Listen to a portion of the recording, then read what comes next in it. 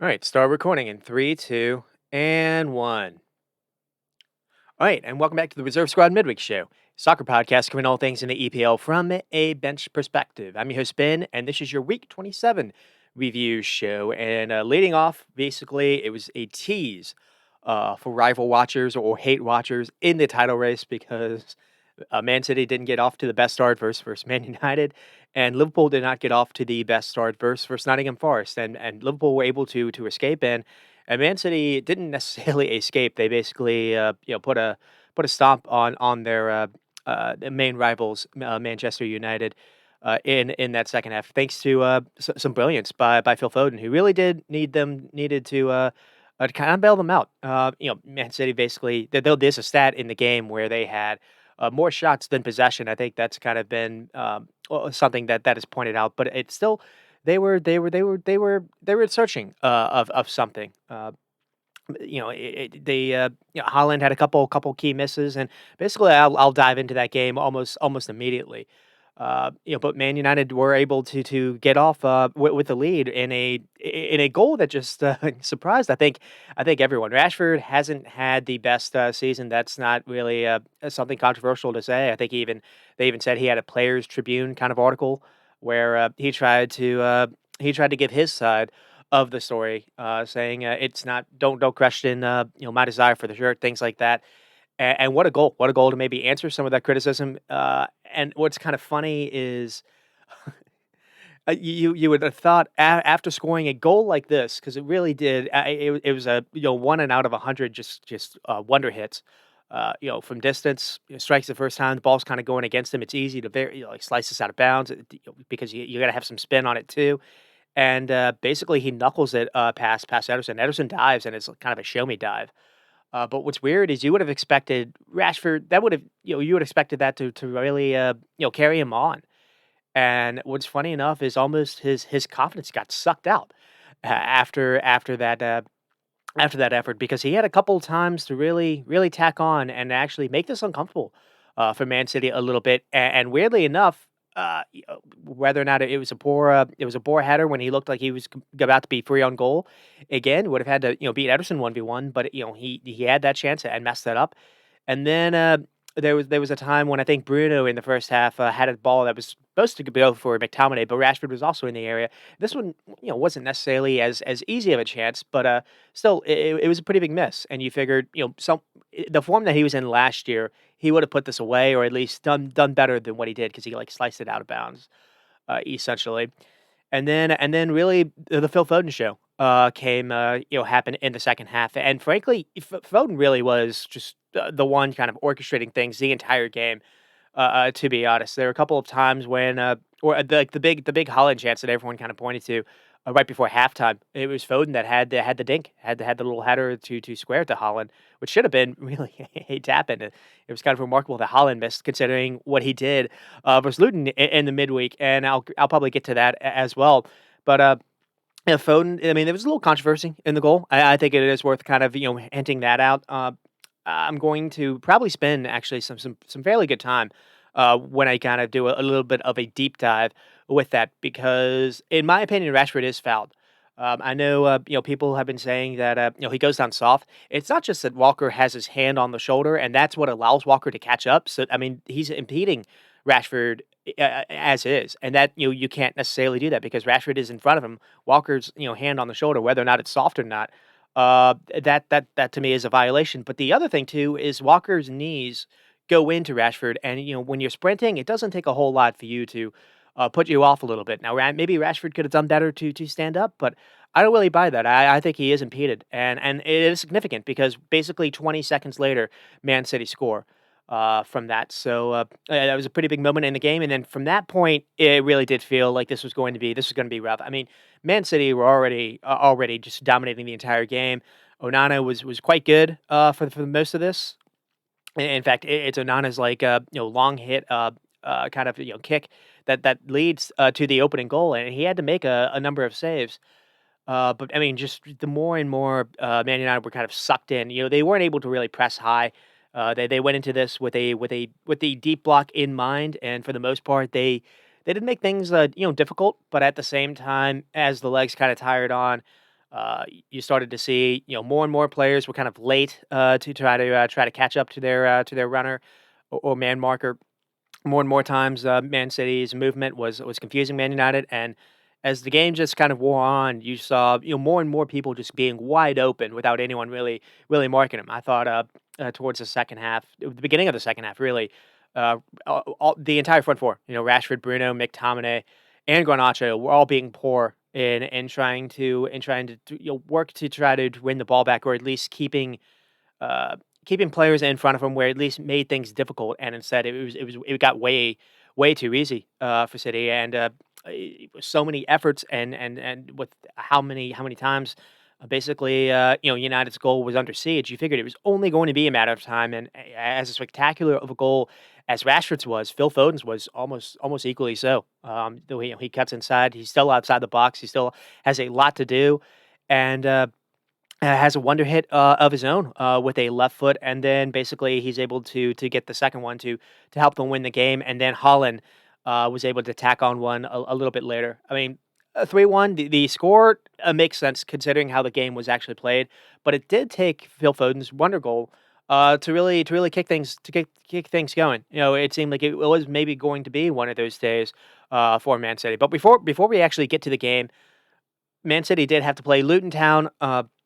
In the midweek in the FA Cup, and man, this was kind of a throwback to a Man City team, and not even like last season, maybe even a couple seasons ago.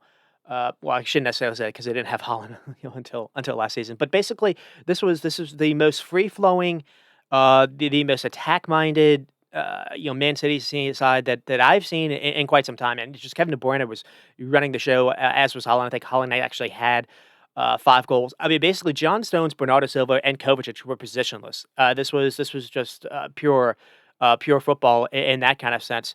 No Foden and Alvarez were used. Grealish got started, but he was injured, and then Doku had to come off. But just the way that Stone Johnson would start in kind of a defensive center half kind of area, and then just slowly he'd be creeping up and making runs not only in midfield but like forward wise. There were a couple of times when Stones was actually the leading guy on the ball. We saw this a little bit versus Bournemouth, but Kovacic would recognize, hey, to drop deep.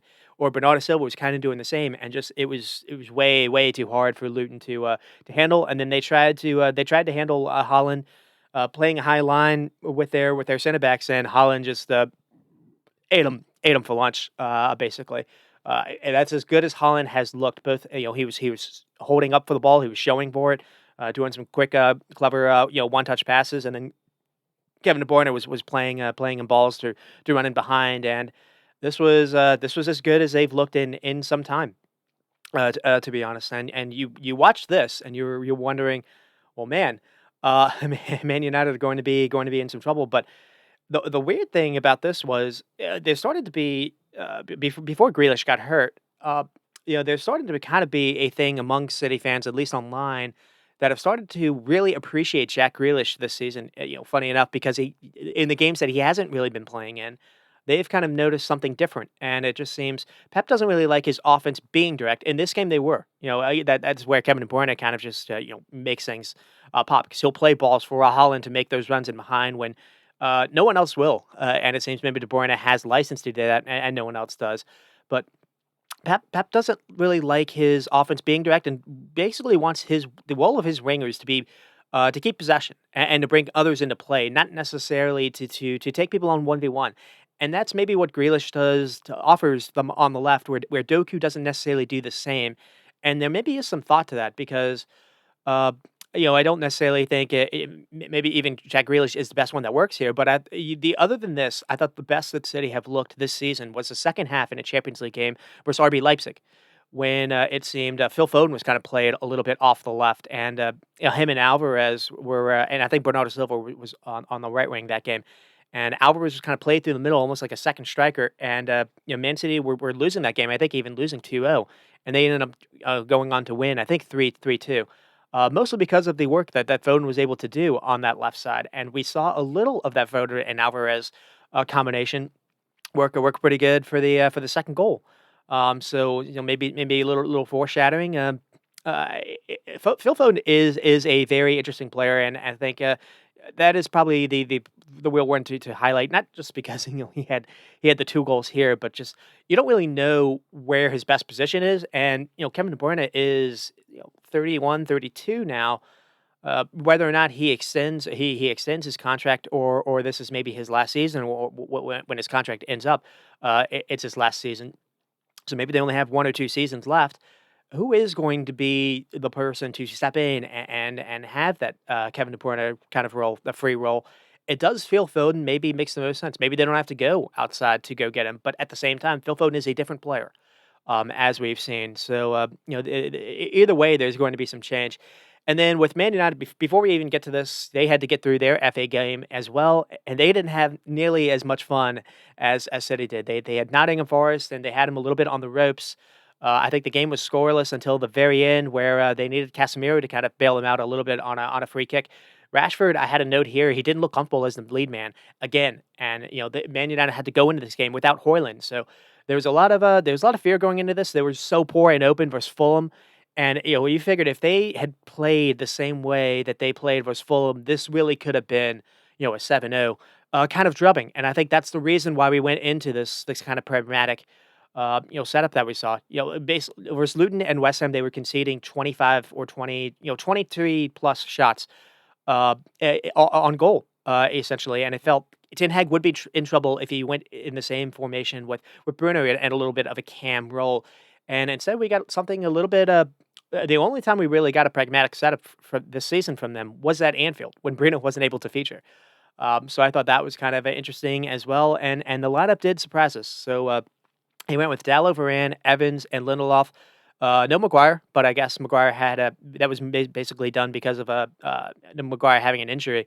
But Evans actually played pretty well. But you can see, that back line, they're not going to be able to play Holland and higher up the field. They have to play really deep.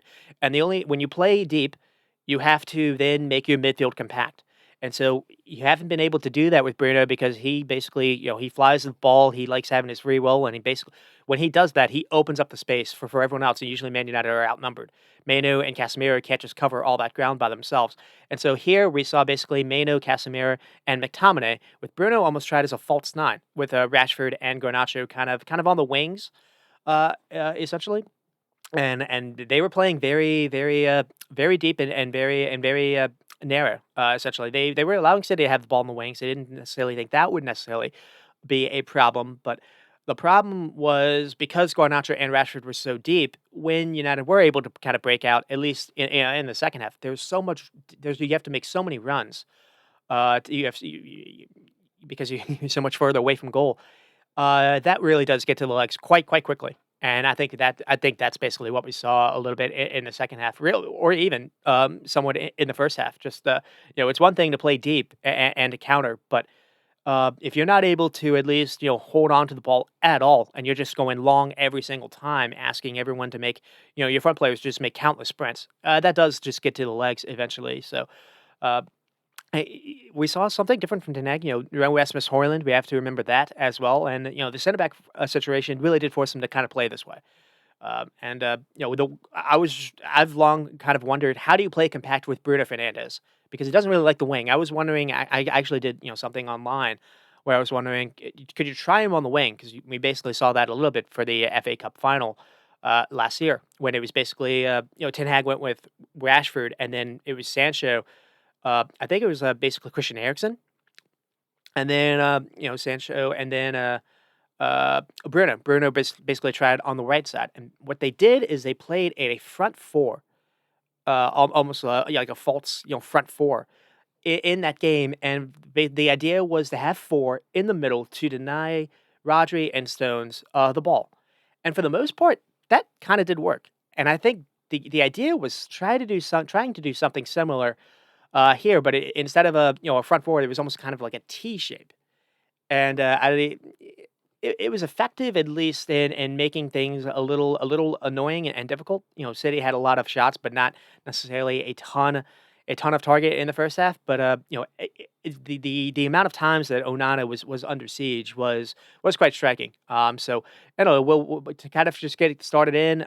City get a corner kick or after like 40 seconds into the game. Kevin De Bruyne threaded in a great ball. Casemiro has a little nibble on I think it's John Stones. John Stones already, showing he can be a, box to box midfielder. And, Man United maybe got a little lucky here. I don't necessarily think it is a foul, but, it's one of those, close ones where Casemiro has to get this completely spot on or it is a PK. And then I think at the 5 minute mark, I do have a note on Man United shape. So, Mano and Casemiro at the base, and then sometimes it's Rashford in the middle with McTominay. Sometimes it was Bruno, and that was another thing too. I was wondering if Ten Hag told them to roam because I think in the beginning maybe Rashford started through the middle, but he started to creep a little bit more on the left, and Bruno started to play almost just centrally, just in general himself. And there were a few times when Rashford was through the middle, but I thought that was kind of weird because to me. I get Rashford likes playing on the middle and Bruno doesn't like playing on the left wing. At the same time, if I'm Man United, I like my chances of Rashford trying to get in behind uh, Ruben Diaz than necessarily Kyle Walker.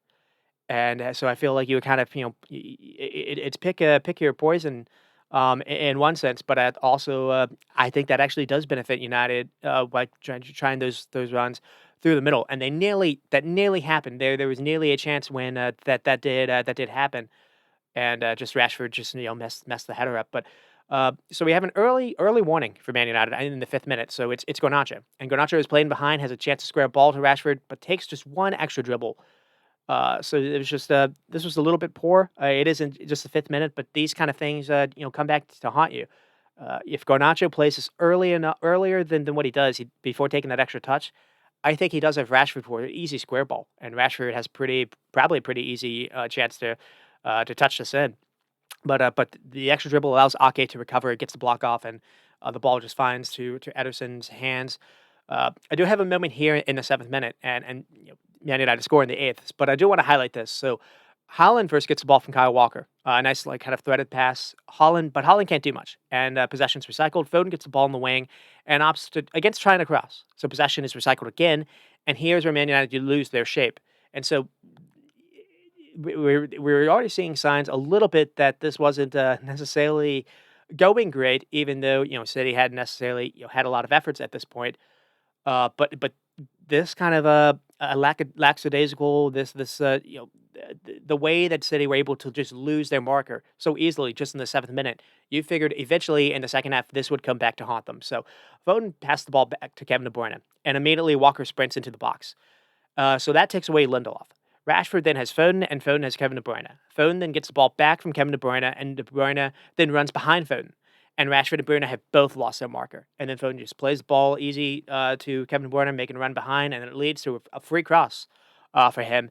And City have good numbers in the area, but it is kind of headed away at the last minute by Evans. So nothing really comes from it, but it was just one of those like kind of moments that you just want to kind of note in the back of your mind. Uh, and basically already you can see Rashford, McTominay, Bruno, and Garnacho are almost useless out of possession. They're just kind of standing around, and when the ball doesn't go to Rodri and Stones, it's almost like they figure their job is done.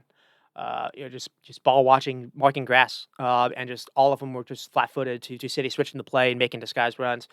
And but it doesn't matter because in the first in the next minute, Man United are the team that actually get the lead, and Onana just decides to just launch the ball from part of his box all the way upfield. Bruno does really well here to position his body to receive the ball. Ruben Diaz, kind of makes a mistake, maybe allowing him to receive it, and Bruno then does well to pick out Rashford, making a trailing run behind, maybe surprising people. So this is one area where Ten Hag's idea of playing Bruno as the false nine, Rashford a little bit underneath him, did work out because City weren't necessarily able to pick up that run. At the same time, when Rashford gets us, he's 30 yards away. There's not really a danger here to the goal, you think, but Rashford just smashes it just one time in the upper 90. And again, Ederson dives, but it really is just kind of a show. Just again, what a hit this was. And a note I had was maybe it was going to be Man United's day after all.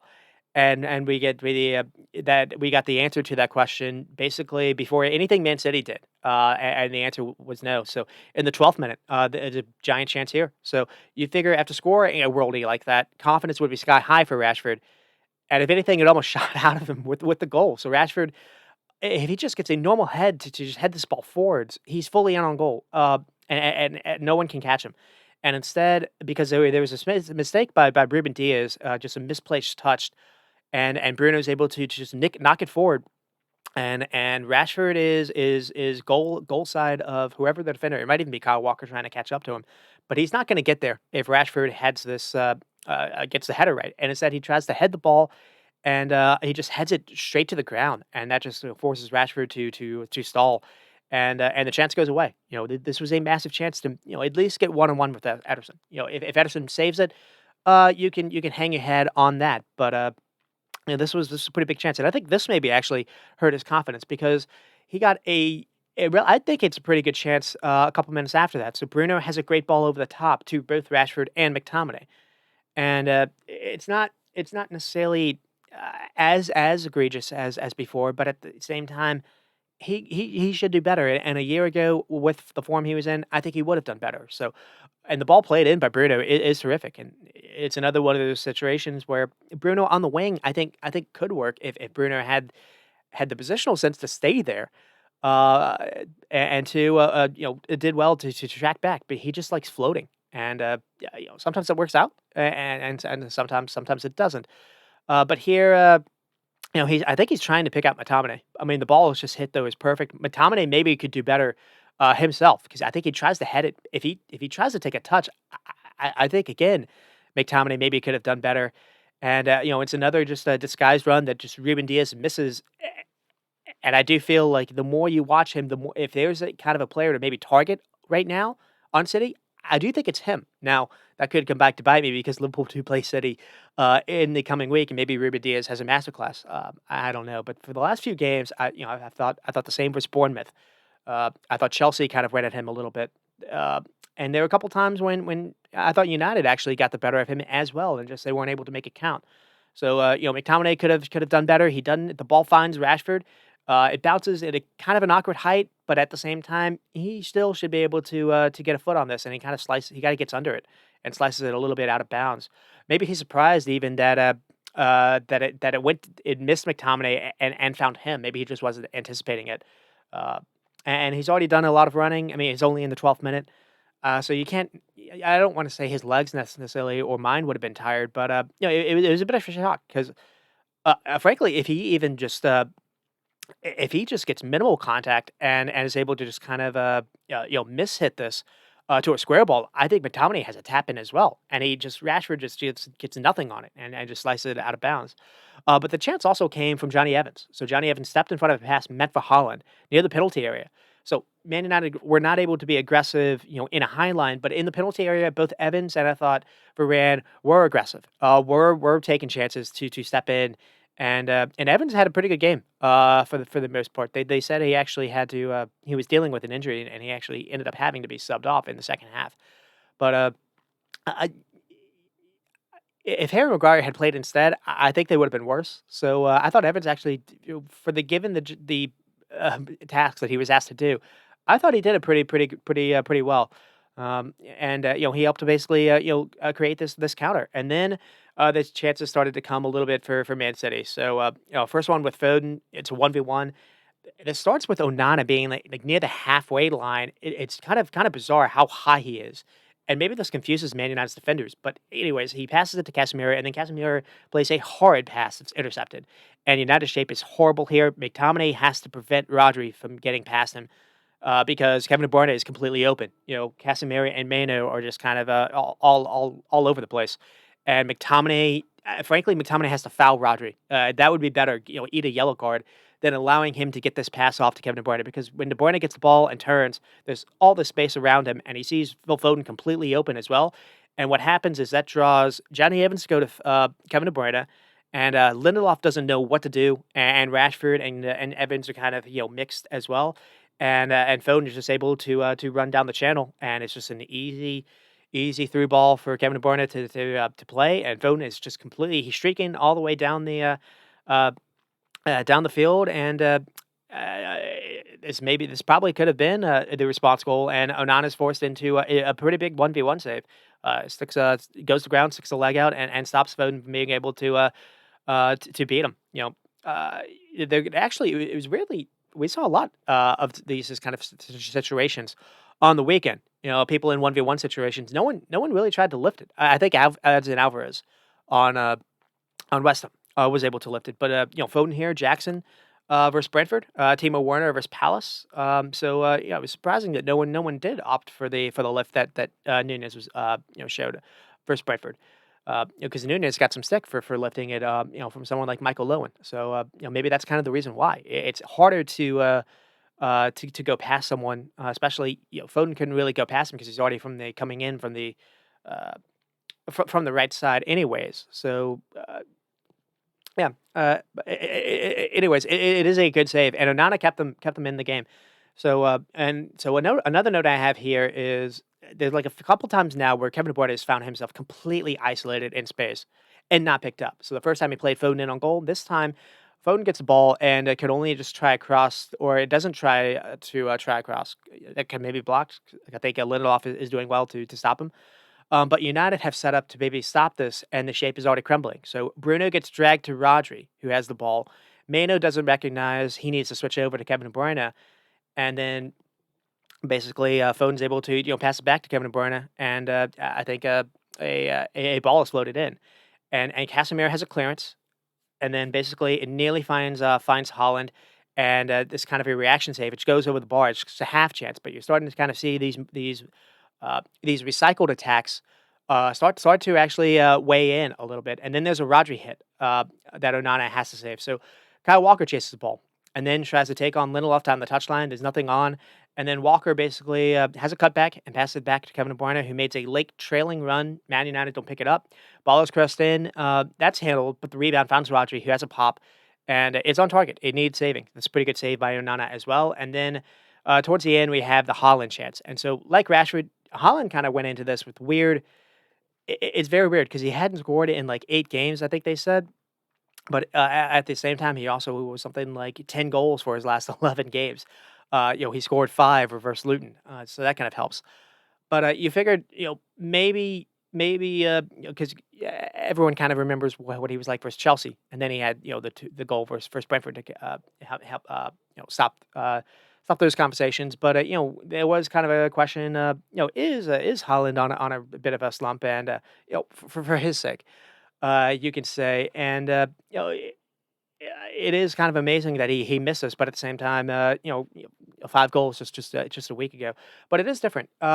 We're starting to see this now, where because we did see it versus Chelsea, where Holland doesn't like head the ball, regardless of how tall he is. No, he scored some headers. I think he even scored a headed goal versus Everton recently on a corner kick. But he's 6'4", and for some reason he likes being able to use his leg more times than not, or just any other type of his body. There was a famous goal versus I think it was Dortmund in the Champions League when Cancelo had a really nice cross outside the boot, and Holland, instead of trying just a simple header, went for the just extraordinary, like kind of a somersault kind of kick where he gets his foot higher than his head, and it just kind of there's starting to be kind of a theme here.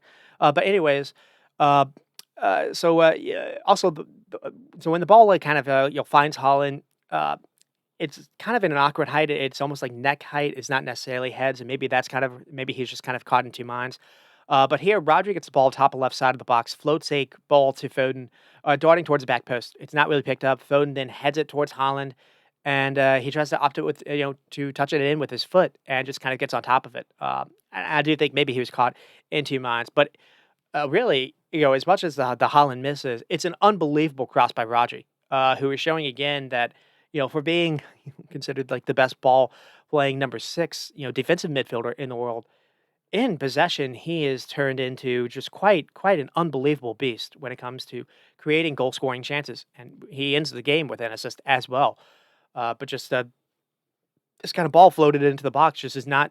not something that a number 6 DM should be able to do, and it's really, really not fair. And United really did get lucky here.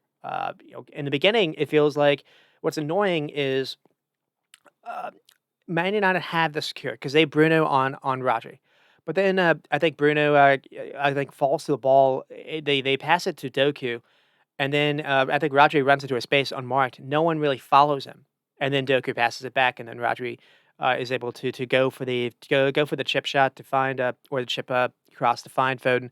Back post, Lindelof is trying to mark him, but kind of loses him, and this really should have been the equalizer. So just kind of take a breath, and halftime. The thought watching City is this can be excruciating to watch at times, and it's not really about beating anyone 1v1 or having a clubble dribble. I'm gonna do a deep dive a little bit more on or expand on what I mean by this, but just kind of get this thought out here. Uh, it, it's more about finding a way to have some passing combinations than that confuse a defense, to lose a man marking someone and to find kind of an open extra man in the final third than necessarily having someone actually do someone where they beat a man themselves. So I thought that was kind of interesting. And with Rashford, you get the opening goal, or in Man United, you get the opening goal with Rashford, and you had some moments to tack on, and you whiffed on them. You figured they would regret it, and they did. And with Man City, there were some nervy moments, but at the same time, they also camped out 80% of the penalty area, 80% of the game in the first half, and there were a couple Holland misses. But what's wild is they had 18 shots, but only 3 on target for the first half. Eight were blocked. So Man United's shape were the way they set up. I guess they were doing what they wanted to. But I had a buddy that was a Man United fan texting at the first half and said that first half was heartburn, and he didn't feel like he could take another of it because it just felt like the ball was just constantly 20 yards from their goal with players unmarked the entire the final 20 minutes or so in the game. By the 35th minute or so, due to how deep everyone in United were, it was getting harder and harder to possess the ball to allow time for Garnacho or Rashford to sprint upfield. And, once United won the ball back, they needed to have a few passes together, just to control it, to back City off. And the balls at the top weren't on, and because due to Rashford and Garnacho just starting so deep, and they weren't able to do it. And it only just got worse as the second half went on.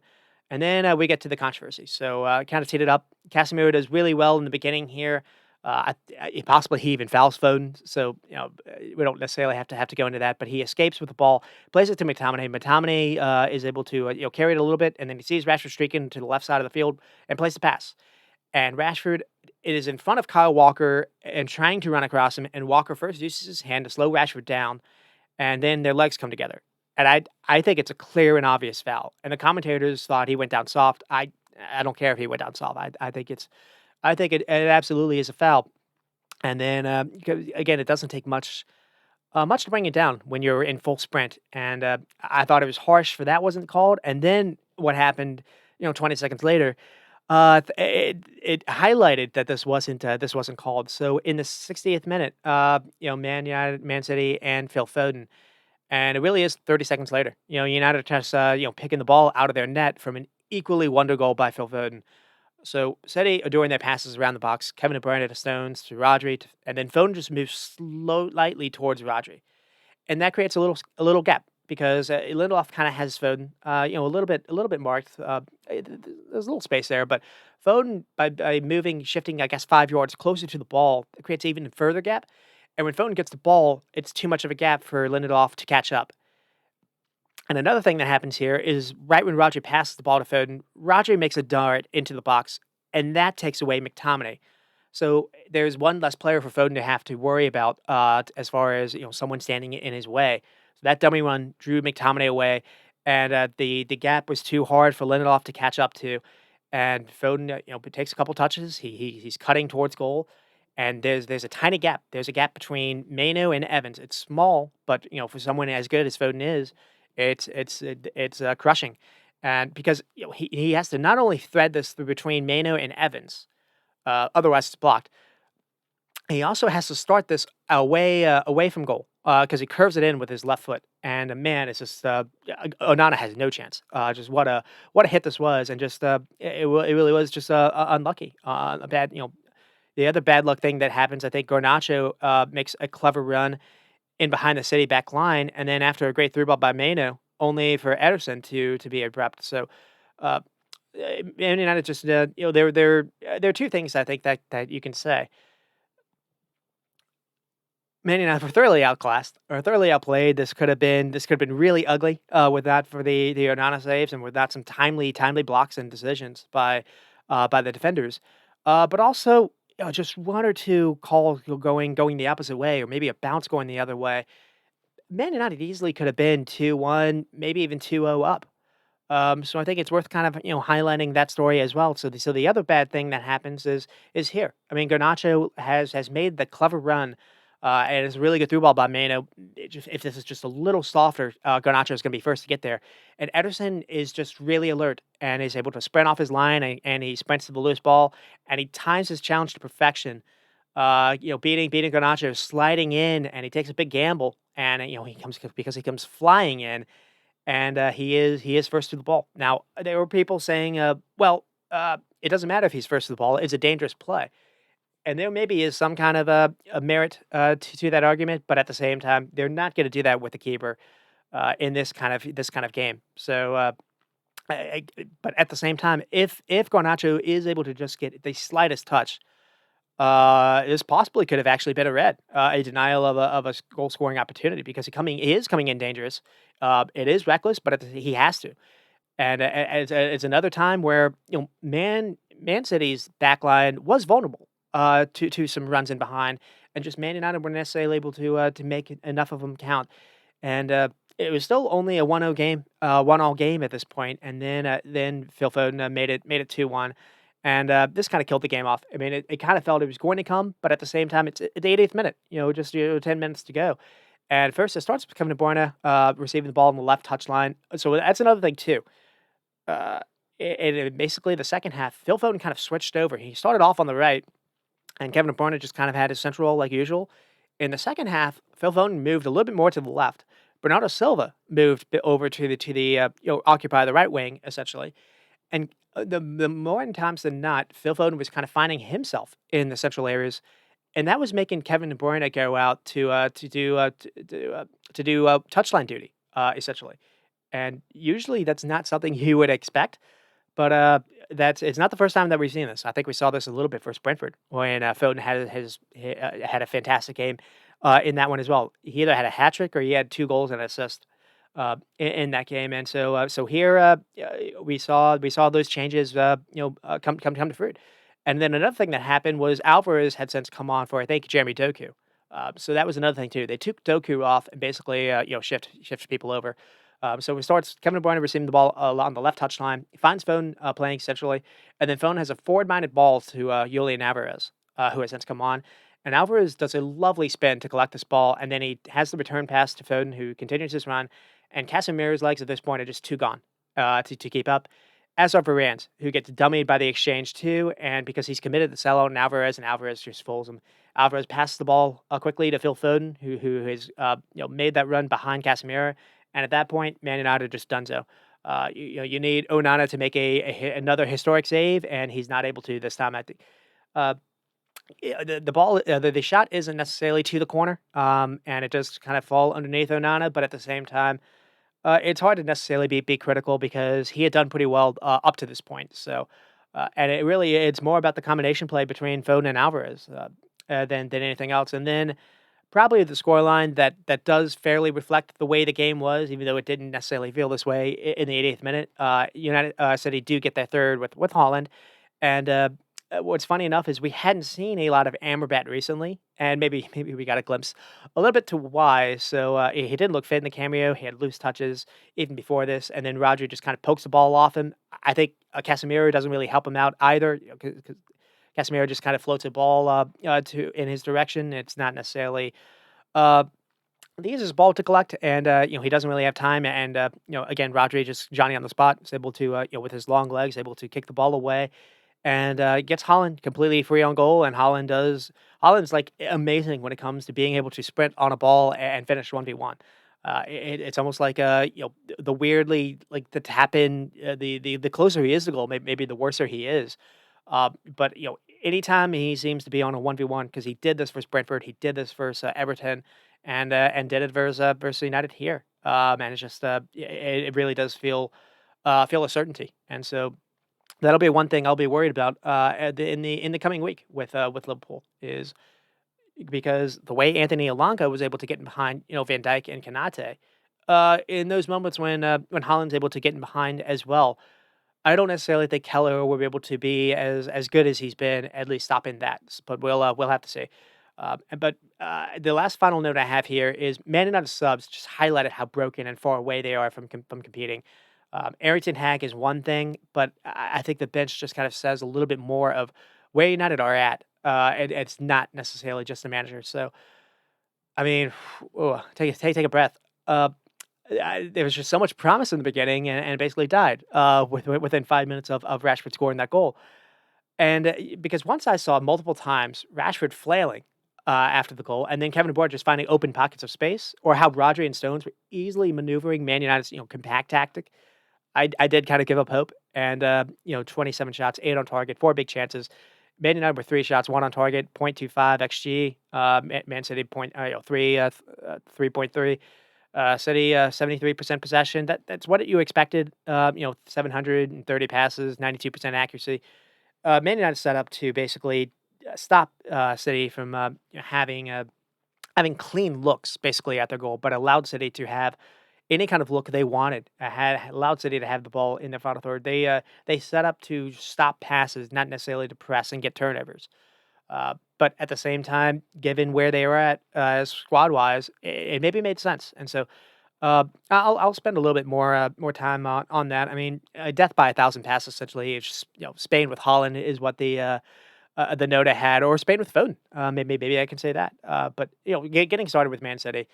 It is Phil Foden's day, and Rodri streak continues of not necessarily losing when he starts. Holland scored as well, so just all positive thoughts for Man City, who were not at their flying best, but the way that Man United were suffocated, it was kind of scary, or it was scary. And a note I had here was I think I've said it before. I've been wondering if Kevin De Bruyne is the heart of the team. And at the same time, Phil Foden's performances the last 6 games or so, really the whole season, because they haven't had Kevin De Bruyne for most of the season until December, is starting to offer a counter argument to that. And I'm gonna say I don't think I'm wrong though. So there are many occasions where again Foden was drifting inside, Kevin De Bruyne was allowing for it and was allowing, so it wasn't cluttered up in the middle where both of them would have been. I mean, it takes some good communication and I think unselfishness from both players to be able to share a little bit of that responsibility. But it's working out quite well because the other thought has long been, can you play both at the same time? If people don't, it's crazy to think about this, but in the Champions League final, Phil Foden did not start. Phil Foden had to come on when Kevin De Bruyne ran out, and basically, Phil Foden played in the Kevin De Bruyne role, and Foden was fantastic in the second game or in the second half. And Man City win that game with Rodri scoring a goal, but Phil Foden had a run that basically created the opening for Rodri to have that shot. And Phil Foden was also in on goal. He had a beautiful turn, from what I remember. And for that force save, pretty big save. Otherwise, he would have scored, and that would have been 2-0. So it is crazy to say. I mean, he is only 23, and Pep has actually done pretty well to baby his minutes because, as we've seen, other just amazing kind of youngsters that have come onto the scene that are kind of Phil Foden's age, they haven't necessarily been benefited with that. They've been overplayed in many respects. We're seeing with Barcelona, with Gavi, with Pedri, two that really come to mind, where their bodies have kind of broken down, and Pep has done pretty well to baby his minutes in a way that has maybe really angered him. But he's only 23, and it feels like he's only getting better. And so there you go. I mean, the team definitely clicks better with Kevin De Bruyne, but at the same time, there is some evidence that him and Kevin De Bruyne together can work, and maybe the player that would be kind of left out would be Alvarez. Uh, but I mean, the tactics, Pep taking off Doku and to bring on Alvarez did help out. The back three with Kyle Walker with the third center back was kind of weird. John Stones was straight up in midfield, not necessarily as the false center back. I think actually John Stones with Diaz. I think Ruben Diaz needs some better protection than what he got.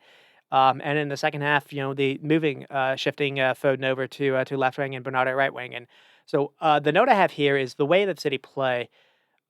It's almost like women's basketball. So I watched the Iowa. I watched Caitlin Clark's Iowa team versus Ohio State, and I don't necessarily know what it was, but there wasn't necessarily a whole lot of transition in that game. Just both teams were quite good in the half court, and so motion offense, positionless offense, runs and overlaps, fake crosses, and shots. Everything is done in the in the final third and kind of the half court. And to me, it is very similar where they want everything to be kind of set where their defense is set. Maybe their defense is playing in a high line, but their defense is set to stop counters, and they don't want necessarily unscheduled plays. And so Pep doesn't really like people taking on someone 1v1. He doesn't like someone risking losing the ball when you don't have the numbers to win it back. And otherwise, the transition is on. And so instead of trying to do that, you see pass and you see them pass and move the ball almost side to side at times, and almost at an annoying level, with the hope that just someone's legs eventually or mind tire, and where eventually you can find someone just making a run to the final third penalty area unmarked. And because the problem with that, or the problem here, is if you're defending, you never know when the final cross or pass is going to come.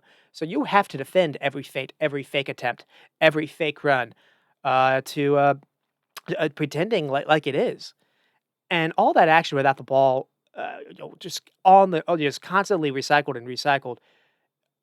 You can not only does it tire the mind and legs, you can lose track of just where you are. Giving because you don't necessarily it's not necessarily a clock ticking down. You don't know how long the game is gone, and that 5 minutes can feel like an hour. When because you're just constantly your mind is being basically played tricks on essentially. And that's basically that to me seems more and more how City like playing now. Versus Luton Town, it almost felt like Pep told them, "Hey, it's a free weekend. Basically, play your backyard football because we'll get back to doing what we do." Versus Man United in the league game, because they did not play this way versus Luton Town. Now Luton were playing in a high line, so maybe that was why. But for the most part, it seems Pep has tried to not have them play direct, to have Holland in those 1v1s, to have Holland being able to get those runs in behind, or he doesn't really like Doku, taking on people 1v1 without everyone already being settled in, high upfield. And so maybe that is why Pep prefers possession maintaining midfield aides as his wingers than necessarily take on beast.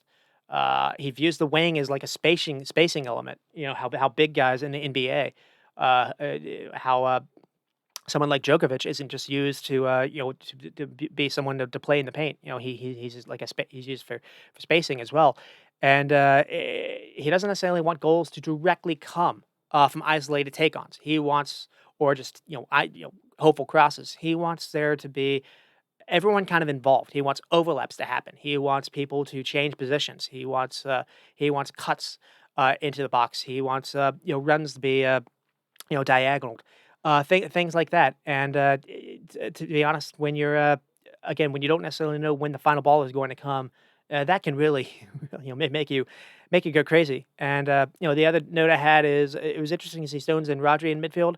Not quite the Stone show we saw versus Bournemouth and Luton.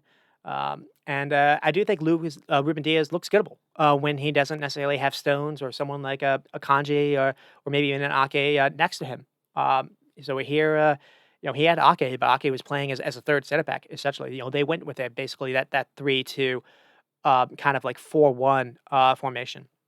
And it'll be interesting to see what Pep tries versus Liverpool. I don't necessarily think we'll see this. I think we'll probably see either 4-2-3-1, kind of standard Kyle Walker, maybe Ake or Kanji as the fullbacks, and I think we'll see Stones and Ruben Diaz as the back four.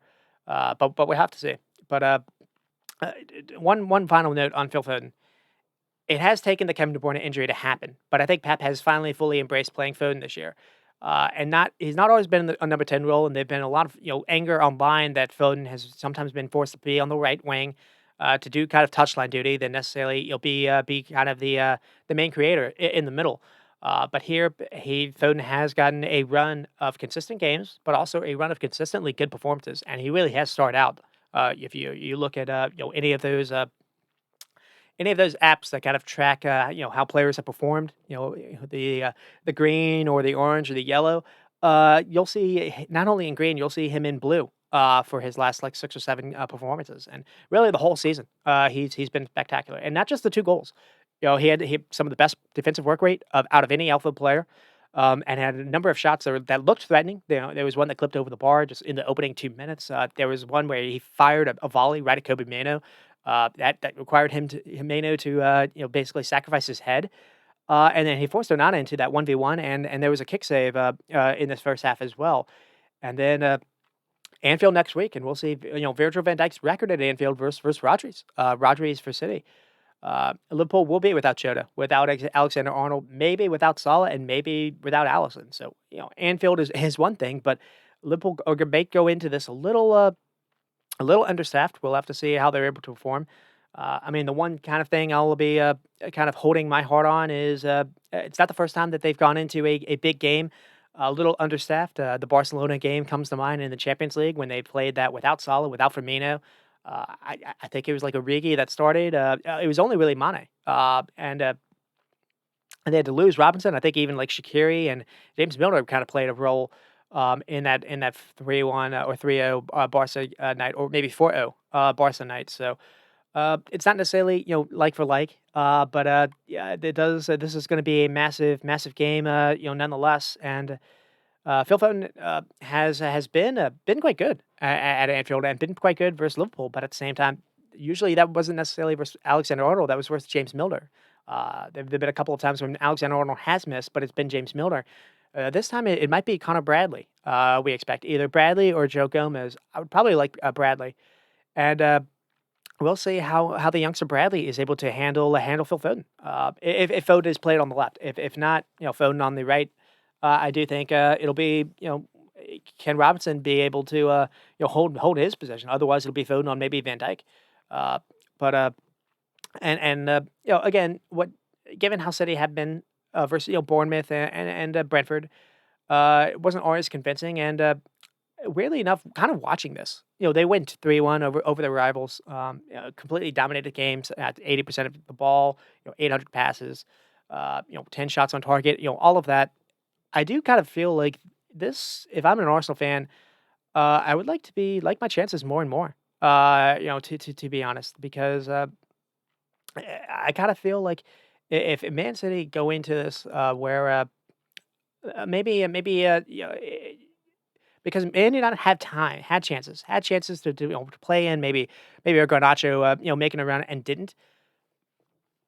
Arsenal will not have that problem. Especially if they're playing now with Jorginho, not necessarily Declan Rice. Or Jorginho will recognize when someone's making, or Odegaard will recognize when someone is making that run, whether it's Saka, whether it's Havertz, or even whether it's Martinelli. So I do think if you're an Arsenal fan, this has to give you some reason for optimism too. And then with the Man United side, uh, I mean, you have to wonder if things would be different with Lissandro Martinez, Luke Shaw, Rasmus Højlund.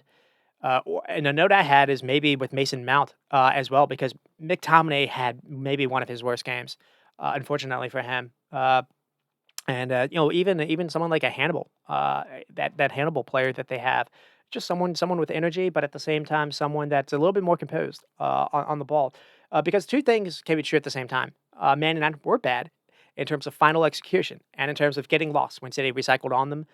And I was disappointed in how they were in those counter moments. Yeah, there were so many times when I was like, McTominay, just play that ball forward. Or a couple of those times when maybe if they had someone like a Rasmus Højlund instead, maybe that would have been different. Or another note I had here was when those games that Rasmus can't go, could McTominay almost be their number 9? Because we've seen him do some good things in the box. And I got my answer this game. The answer is no. Maybe he's gonna be a second striker, but not as a lead man, because that moment in the box when Bruno flicked it to him, he looks kind of lost in the spotlight a little bit. And I do think it's worth pointing out that they were desperately unlucky with the decisions that went against them. The Walker foul on Rashford. But the third thing is this easily could have been on the back of another 6, 7 goal defeat. Onana was very good, uh, outside of the Phil Foden goal, and, for the most part, they did defend well in the box, but City having all the I think City had 69 touches in the United penalty area. I think the United had, like, 5. This easily could have gone wrong. All it takes is just someone, having a shot, maybe a deflection goes in, when things are that congested. That easily could have happened too. So, this easily could have gone wrong, and, I for the most part, I think it is what it is. The game plan was not terrible. Man United can't press with their backline options, so you don't want Johnny Evans and Rafael Varane having to run with Holland at the halfway line, so that's kind of the reason. Lindelof isn't Luke Shaw.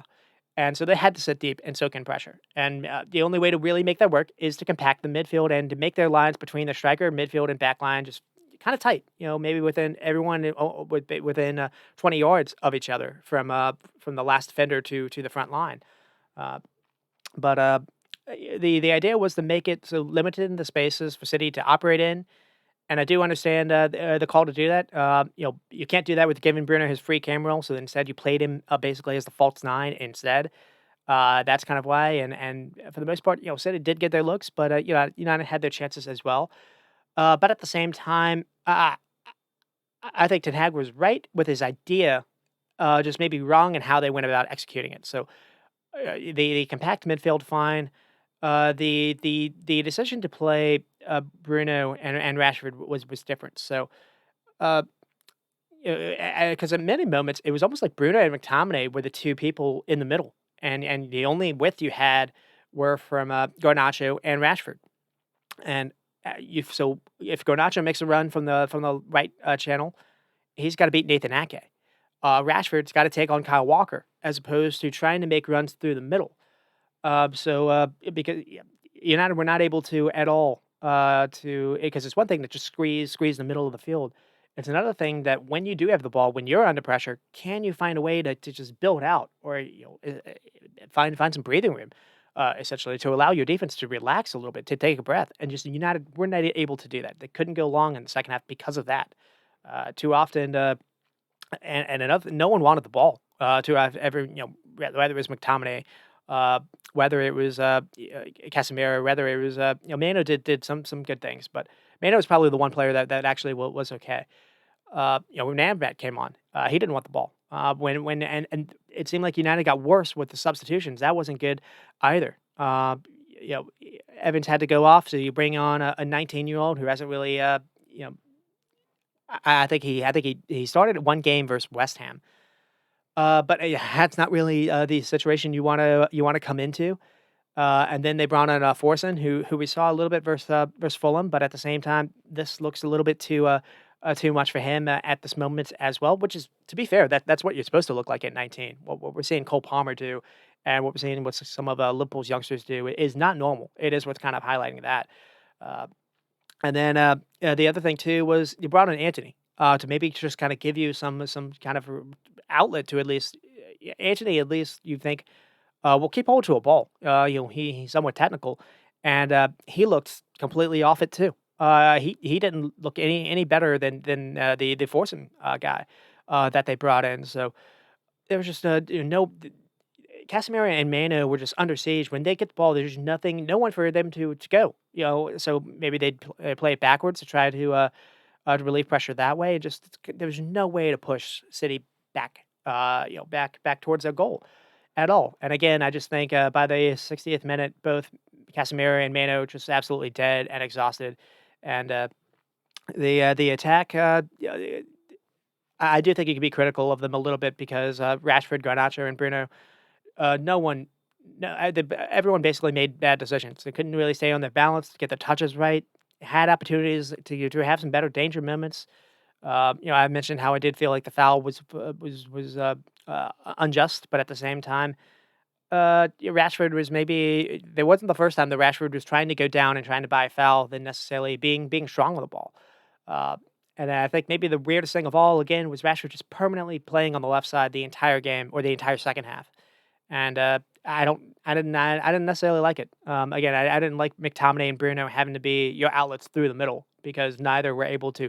You got Ruben Diaz, and you weren't able to make that punish.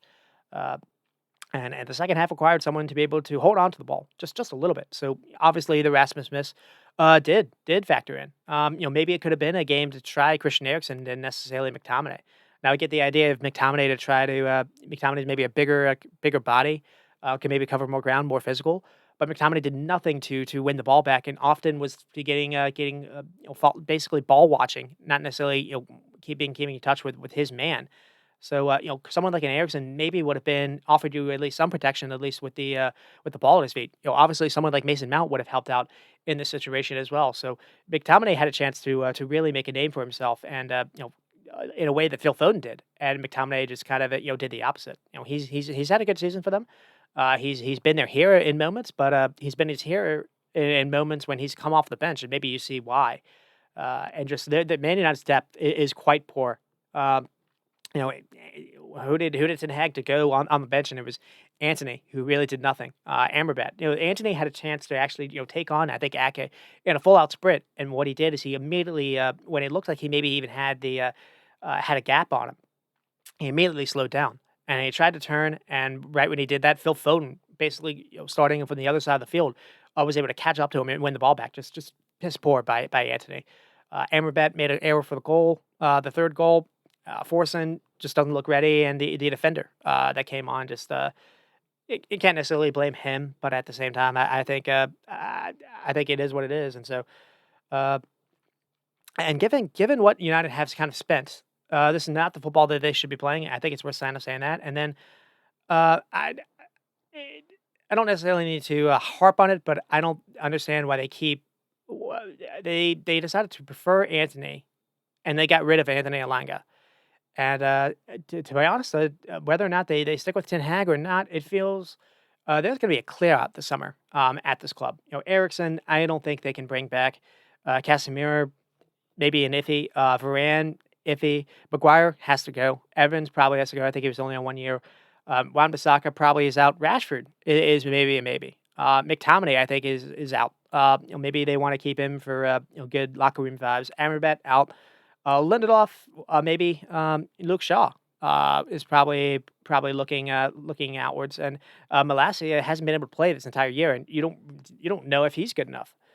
And, really, is there a way to get Anthony off the books without necessarily eating, the 80 million that you lost? And maybe you can try him on a loan with an obligation to buy, with someone. Maybe he can, work out there, but he just, and a note I had is because you have Mason Mount in the chamber, maybe it is time to cash in on Bruno. Try someone else in this little spot because I don't like how Bruno can't play other positions. I don't like players that can only play as a quote unquote number 10. That to me, in these big game, for slow blocks, when you're dominant team and you need someone to unlock a final third. I get it. I get that's why he's made a good name for himself. He's quite good at making chances in those situations. But you go back and you look at he has performed a little bit at the international level for Portugal. Uh, but you look at try to find me a time when he's performed for like a top six kind of club in a big just a monster game. I can't really think of it. He's always kind of flopped versus Liverpool to me. Um, and I can't really remember him doing a whole lot versus Man City. Just maybe he's done stuff for versus Chelsea. I can't really remember him flying necessarily over Spurs either. And just maybe to me that he's not. You can only play him in either as a false nine or in this kind of cam kind of free will. I think it's a big problem. Anyways, and then what I'm gonna do is I'll only touch on the top. I'll only touch on the title race here because I just went way too long, and so I'll do Liverpool and then Arsenal and then I'll do everyone else I guess tomorrow, which I think is fair. There's just too much to kind of highlight. So with Liverpool and Nottingham Forest. Darwin Núñez is the hero in like the 98th minute, and what a ball by Alexis McAllister! Corner kick after corner kick in the last few minutes, and they're able to finally make the last one count. Forrest had a chance to maybe clear the ball away and got cute with it and lost it. And I'll spend a little bit more time just talking a little bit on that. But before we have to get to what happened in the midweek, Klopp's kids came through again to help them out, advancing the FA Cup over Southampton. Not as easy as the scoreline suggests. I mean, Liverpool do win, I think 3-0, where Billy Cumis and Jaden Dance had came on up the bench and got 2 goals. Dance to me really does look impressive. Big, physical, good runs, has an instinct to be in the box and has composure to put away some chances. Not afraid of the moment. Just really nice. The first goal he scored, just a beautiful flick. And Bobby Clark, in that game, I thought was impressive as well. And Callum Keller was forced to make some pretty big saves in this game. Like Southampton had like 4 or 5 like really big chances in the opening like 25 minutes. Liverpool looked a little lost, because it was on the back of that FA Cup game. Just Indo couldn't go, absolutely dead. Neither could McAllister. He had to play Joe Gomez as kind of his like defensive minded number 6. And, it wasn't necessarily the easy he played with Joe Gomez, Bobby Clark, and, James McConnell, and that was Liverpool's midfield. And, Liverpool struggled a little bit. McConnell, didn't have as good of a game as he had versus Chelsea in the FA Cup game, and, it was funny because I mentioned it last week. One of the surprising things was Chelsea sitting back and not really trying to pressure, Liverpool on the ball, and Southampton were doing that and actually were getting, McConnell to look a little bit more his age, and, he had a couple turnovers. Bobby Clark looked kind of leggy. Joe Gomez had a couple issues as well, and, it was free run a little bit in that first half, and, if not for, Callum Gallagher, this actually could have been really, really bad. But he was able to make a couple big saves, and then Liverpool get a lucky with Billy Kumas kind of getting a deflection to go in, opening goal for him. So a good moment for him. Who's also I think young, 19, 18. And then Jaden Dance came on in the second half with two wonderful goals himself, and he really does look the real deal. And then with Nottingham Forest. Not the best week for them. Knocked out of the cup last minute thanks to a very late Casemiro goal, set piece as well, and unfortunately, that kind of showed up a little bit in this game. And it just maybe it's not the worst thing in the world. At least at least in that game that they don't have any more FA Cup games to worry about. They can just focus on the league. It's not necessarily great for U.S. fans because one of the ways to maybe play Arena would have maybe been in the Cup games, and instead Gibbs White played all 90 minutes again. Uh, and so we get started with the game. Liverpool went with a different lineup again. So Bradley, Kanate, Virgil, Rabo, probably what you'd expect. Joe Gomez again tried with the that number 6 kind of role with Alexis and Bobby Clark in midfield, and then it was Elliot, Gakpo, and Diaz. And you look at this, it's not the strongest lineup ever. And I was a little worried. The bench wasn't bad. Nunes, Szoboszlai, and Indo were at least able to be on the bench. You didn't necessarily know if they'd be able to feature or not. You were hoping they wouldn't be needed because if they're not necessarily fully ready to play a full game, are they fully ready to even come on the bench? I still have scars when Salah had to come off for Brentford. Looked great, got a goal and assist, and we haven't seen him since. And he had a relapse of his hamstring, and we don't necessarily know if we'll see him for City or not. That's still in the cards. And then with Nottingham Forest, we saw a little. I think Nuno basically outsmarted himself. So last week he went with Niakate as like a left back, trying to do a little experiment for Aston Villa. That did not work out at all. So here we saw Toffolo back. So it was Nico Williams, former Liverpool player, Omabamadi, and then Morello as the two center backs, and then so Felipe got benched for Omabamadi. And then we saw Ryan Yates and Dominguez kind of in the middle with Gibbs White, played a little in that cam role, a little, and we saw Origi almost on the left wing side entirely. And then Alanga was almost given a free roll to run through the middle, and then Caleb Hudson, Adoy. And the funny thing about this was, 3 former Liverpool players are on this team: Nico Williams, Divock Origi, which I mentioned before, and then Tyro Awani, who was benched to start, and he came on in the second half and was quite good. But yeah, Awani is someone that he was always just kind of on the books. He was never really given a shot at Liverpool. I remember him having a pretty good run at Union Berlin. But anyways, that's going about that. To get started, there's is opening kind of the streak, with Origi on the wing, Alanga through the middle, and there's an early warning for Forest. So Alanga is streaking down the wing past Kanate. And then Hudson Odoi just plays the wrong pass, stopped by McAllister. But this was kind of a little warning where those moments when maybe Bradley is kind of caught or Robertson's kind of caught. Uh, uh, Elanga has the pace to make both Kanate and maybe Virgil van Dijk kind of struggle a little bit. And then Elanga nearly got past Kanate again in the 8th minute, and then there's an Origi chance in the 14th. So Forest started off pretty solid. The Origi shot, it's pretty good shot. It just flies a little too far wide. But he does well to hold off Robinson in the beginning, challenging him, and then just kind of carries it to the top of the box and has good power on it. And then we get to the monster save by Kelleher. So all this is happening with Forrest kind of dominating a little bit in the beginning. So the 23rd minute, Elanga 1v1, and Kelleher is able to be big. So here, Liverpool are trying to do an attack, and Robinson gets caught way upfield, and basically it's a break by Forrest, countering after a promising Liverpool attack. I think it's Harvey Elliott. Someone tries to like a back heel. Maybe it's McAllister tries a back heel, and the attack doesn't really come off, and Liverpool just kind of caught a little bit too high upfield. And then Origi, I think, gets the ball from Gibbs White or Dominguez and does really well here to get the ball, and then he sees Anthony Elanga sprint making a run in between Van Dijk and Kanate, and Origi does a really good job to get some pretty good weight on this. And again, as good as Van Dijk has been this season, this does feel to be his weak spot. And we saw a little bit versus last week versus Nicholas Jackson on a Chelsea goal that was just called off at the last minute for an offside when Sterling had scored. We saw something similar last week, and this required Kelleher to be quite brave, and it was. But also at the same time, brave or not, if Elanga can lift this, it's probably a goal. So that was another kind of situation where that happened as well. And part of this is kind of worrying me because uh, usually patterns of play it don't happen for a reason. They're not anomalies, and it's happened when Robinson has been caught. And I am wondering a little bit if Tsimikas for City is the better play. Now that probably isn't going to happen. It'll be Robinson.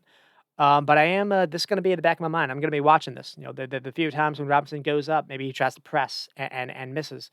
Those moments when you can get Van Dijk to kind of be isolated on someone on the wing, or you can get Holland kind of running in behind him. That is maybe when he's a little vulnerable. So we'll have to see. But no more negative thoughts. In the 26th minute, we have the best chance for Liverpool. So Moriello has to stop Luis Diaz. It comes with a great cross by Bradley. Nice combination play between Elliott and Bradley here. Clark has the first hit on goal, stopped off the line, and then Diaz is basically stopped on the rebound.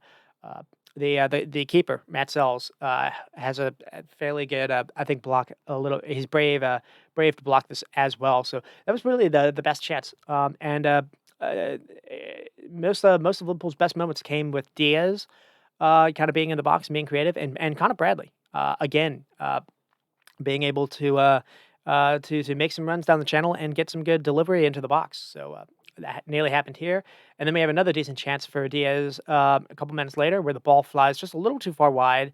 But he is starting to get free in the box a little bit more. And I thought he was Liverpool's most lively player in that first half. And a game note I had here was Robinson was struggling handling Origi, kind of isolated. So maybe the idea of what Nuno was trying to do did work out in that sense. But the only thing that was kind of weird is for a second half we saw Tawani come off for Origi. He moved Anthony Elanga back to that right wing spot and played Awani basically as the main striker. So maybe Nuno didn't necessarily love that as much as I thought it was looking good. But anyways, before we get to halftime, there's a decent Gakpo chance. Weirdly, he tries to square this header than necessarily go for goal himself, and it just feel we're getting more and more evidence that Gakpo isn't necessarily kind of a killing kind of instinct kind of player. It's fun. I mean, that's not you don't necessarily have that. Bobby Firmino wasn't necessarily like that either. But these moments when he's been played over, say a Nunez or someone else, that can be a problem. Here there's no reason for him not to try to go for goal, and he's trying to square it back. He's trying to head it back, and it's still a decent idea, but just no one else in the box. So decent chance didn't go, went begging, and kind of a note I had here was Bobby Clark. In that first half, 3 for 9 isn't necessarily great for at least contesting, but he's contesting 9 times. So I think that's good work rate. Just wasn't necessarily coming off. And there was one chance where he wasn't terrible in the final third. He had a chance for a try curler. He opted for a cross, and then basically the next time he learned his lesson. He maybe when the pass was on to Elliott, he tried for a curling shot himself, and he just missed. But I thought all in all, a pretty good run out again for him, and it looks like maybe he can be a rotational midfield player the rest of the campaign. Maybe help with some legs where you don't have Alexis McAllister playing every single game week, or maybe you can have. Maybe when you're missing Curtis Jones, he can do a job for you as well. And Europa is starting to come up again. And I don't know. To me, out of all the youngsters, at least in midfield, Clark to me seems more ready than necessarily James McConnell. I can say that. Or Billy Kumas was I think they said he's a midfielder, but he's more. He was played further forward. I think Barbara Clark's probably going to be someone that we'll see a little bit more of, and when Liverpool get all their senior guys back still, and Jaden Dance, and I'll get to him a little bit later. But halftime thought was this was not bad, but not great. I mean, probably lucky not to have conceded. And Forest did have a couple scary moments with Elanga and Origi, and just frankly, I think it benefited Liverpool when Origi went off. Uh, I was just a little bit surprised. Wayne wasn't necessarily bad either, but I think actually Robertson enjoyed not having to face Origi 1v1. And second half notes I have Liverpool starting off better. So Robertson strike cleared off the line, great cross by Connor Bradley. Again, Bradley very good again. He's handling the lead quite nicely. Did a good job handling Caleb Hudson-Odoi as well. And again, it's just kind of maddening. Robinson can't finish these chances. But the moment comes from Alexis McAllister, just getting the ball from Kanate and getting past Dominguez, carrying the ball into open space, and then getting Liverpool into the final third. And he does as good as like any player in the league at just kind of doing this, kind of just progressing the ball. And then Klopp just made some changes. So uh, and basically that is the note. That is kind of the key of the season is Klopp making some big changes, big calls in the second half of games, and getting them right more often than not. So here he took Bobby Clark off, moved Elliott back to midfield, Endo on, and so Robinson off. So what he did is he moved Gomez from that kind of midfield spot, that DM kind of role, back to left back. Robinson was also on a yellow card, and they said Robinson was dealing with some illness. So maybe that can explain it a little bit, because Robinson was kind of getting he wasn't necessarily having his best game. So Gomez shift to left back, Endo back in midfield, so the midfield was a little bit more secure, and then Gakpo shift to right wing when Nunez came on, and within minutes, Liverpool's attack looked much more threatening. So, basically, in maybe his first action in the game, Nunez there's a long ball for Nunez to kind of chase, and he nearly gets there. And then I think he gets played a pass into the box by Diaz, and the shot. Basically, he gets a shot off, and it just nearly hits the side net. But a strong pick out by Endo in the beginning to find Diaz, and then Diaz plays in a cross for Nunez, and just within minutes, Liverpool looks stronger and a more attacking threat with Nunez on. And what's weird is when I saw maybe Klopp about to make some subs, I was kind of hoping Jaden Dance would come on. And I did kind of eat. Glad I ate my words because I was just wondering. I don't know what that says about my faith of Gakpo or Nunez, but and this guy is only I've only seen basically Jaden Dance like 3 games, but I think that says how much he's won me over just as this kid. But at the same time, yeah, there have been times where I've been wondering when Jota isn't able to go or Salah, who has that killer instinct to make those chances count. And sometimes Nunez is so chaotic. He creates a lot of chances every game when he plays in, but he doesn't always finish them. We call it chaos ball for a reason. Now I'm gonna come back to eat my words a little bit at the end, kind of foreshadowing here. But at the same time, there has been just that kind of fear in the back of my mind when Jota misses and Salah misses. Who else in this front line can deliver? Essentially, the way I saw Jaden Dan's finish a couple of those chances in the midweek. Now again, versus championship competition, not necessarily the best, but I think that there's something in the mindset of being a finisher, being composed when the moment comes, and there's something called there's a thing that with people being trying to snatch at moments, and you can be a good goal scorer snatching at moments. Holland is a finisher. Uh, Someone like a Mane was someone that scored a lot of goals, but he also snatched at a lot of things. The times when he had to react, and he would react quite well.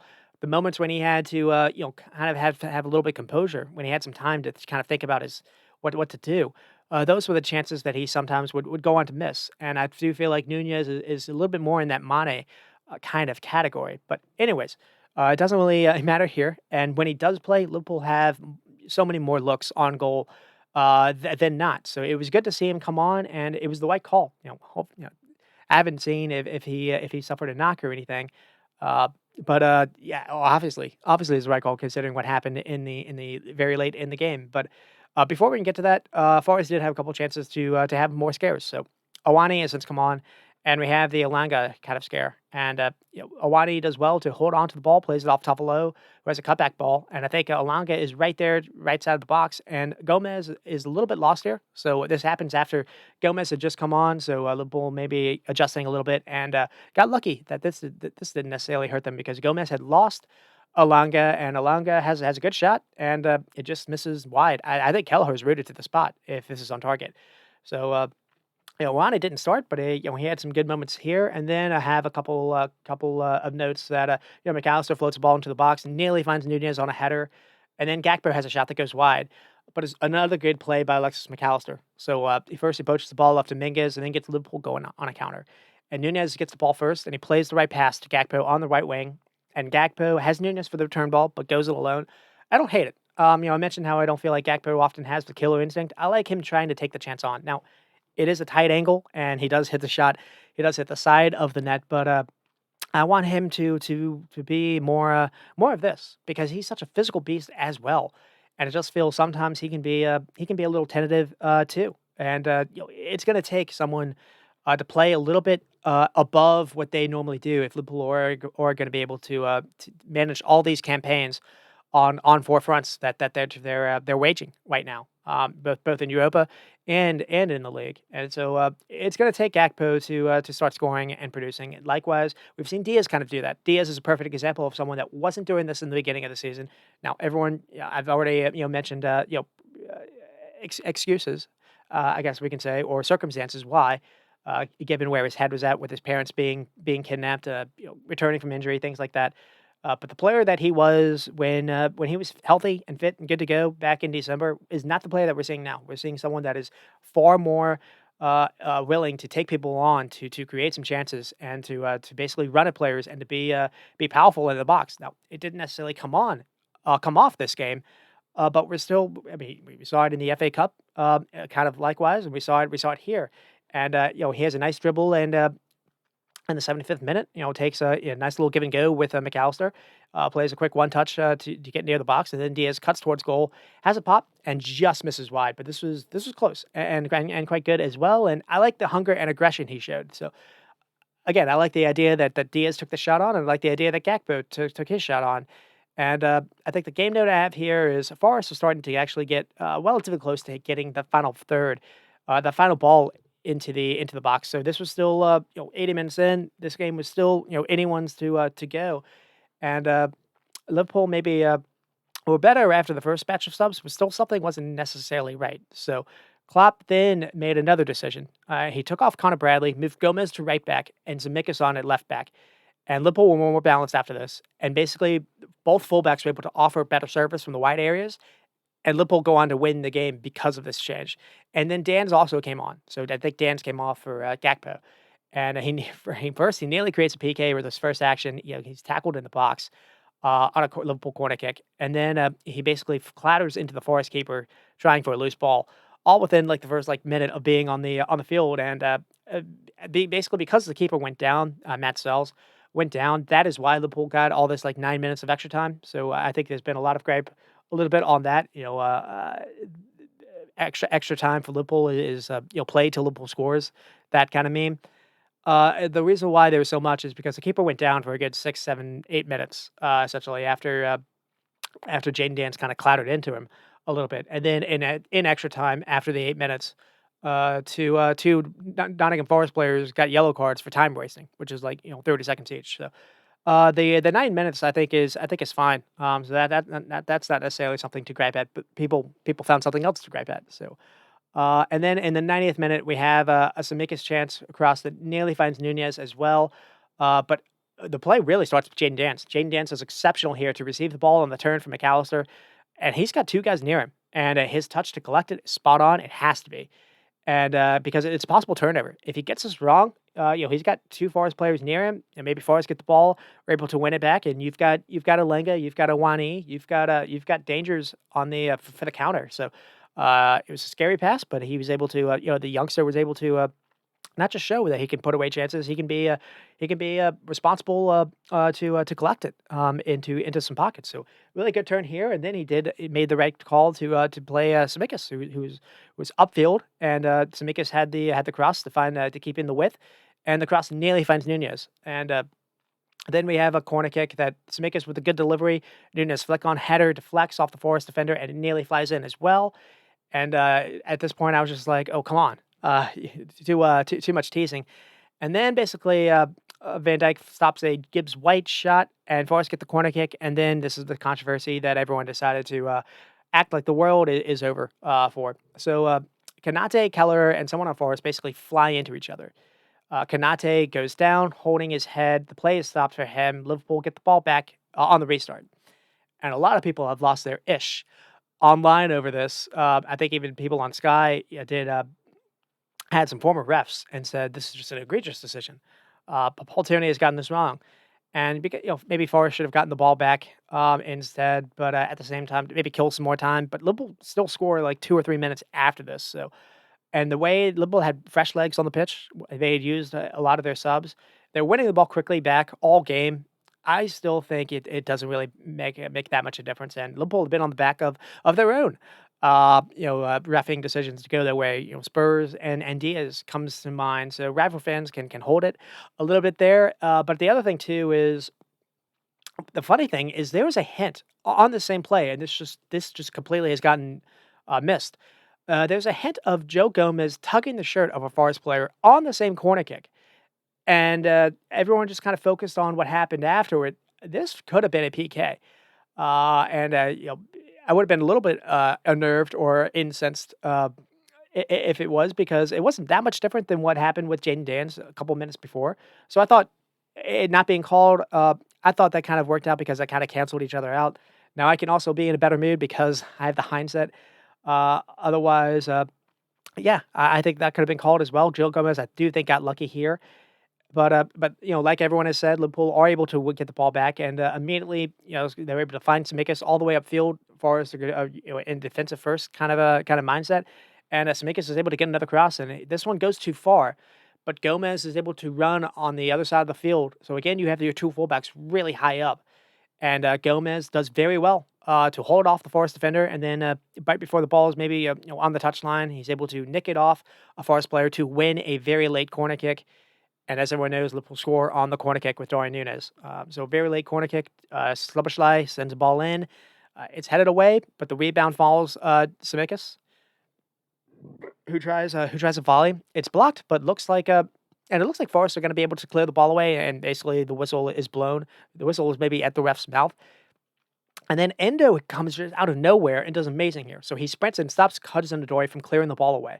Hudson-Odoi then basically runs into Taiwo Awoniyi, and because of that, they lose the ball, and the ball finds McAllister, who recognizes it's basically the last kick of the game. So what he does then, because Awoniyi is still on his shoulder, he is able to turn around and fool him, and he's able to get the ball onto his left foot, creates a little separation to get this off, and floats just a brilliant pass into the 6-yard area where Darwin Nunes has managed to run back onside. So that's quite important as well.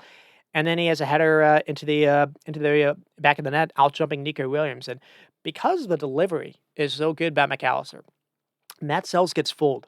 So Matt Sells the keeper, is trying to act like he's going to actually run and try to stop Darwin Nunes from even being able to get a header on it. But he sees that the ball isn't necessarily hit too hard. Sells isn't going to be able to get there.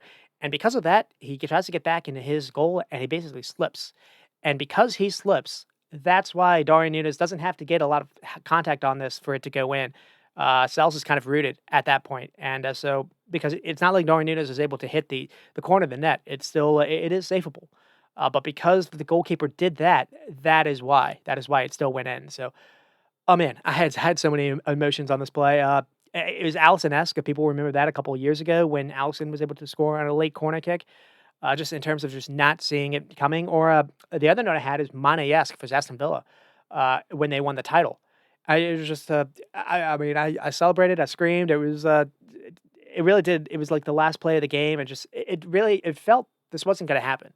And it just everything, going into the game said, it makes sense for, there to be some kind of disappointment, and just, amazingly enough, just they were able to just pull it out. And I think another crazy thing is I had to hold myself in because I feared Nunez was offside, and he really does do a really well to run back, when McAllister gets possession. So it is intuitive instinct, by Nunez to get back onside and, jumping on time, getting the right power and direction, in the most clutch circumstances possible. And the header was similar to what he did with Burnley a few weeks back. So, just Alexis Nuno, Alexis and Indo, just all standing ovation for me here. And Liverpool got away with one. I mean, this points had dropped. This game had dropped points written all over it. Gomez tried at the sixth, struggled. Bobby Clark was starting. Connor Bradley and Elliott, both 20-year-olds, away to Forest, where they lost last year. Nunes, Lobashelai, Indo only fit for the bench. No Allison. Callagher was amazing though. And then Klopp's second half subs really the story all year. Did change it. Simikas left back, Gomez right back.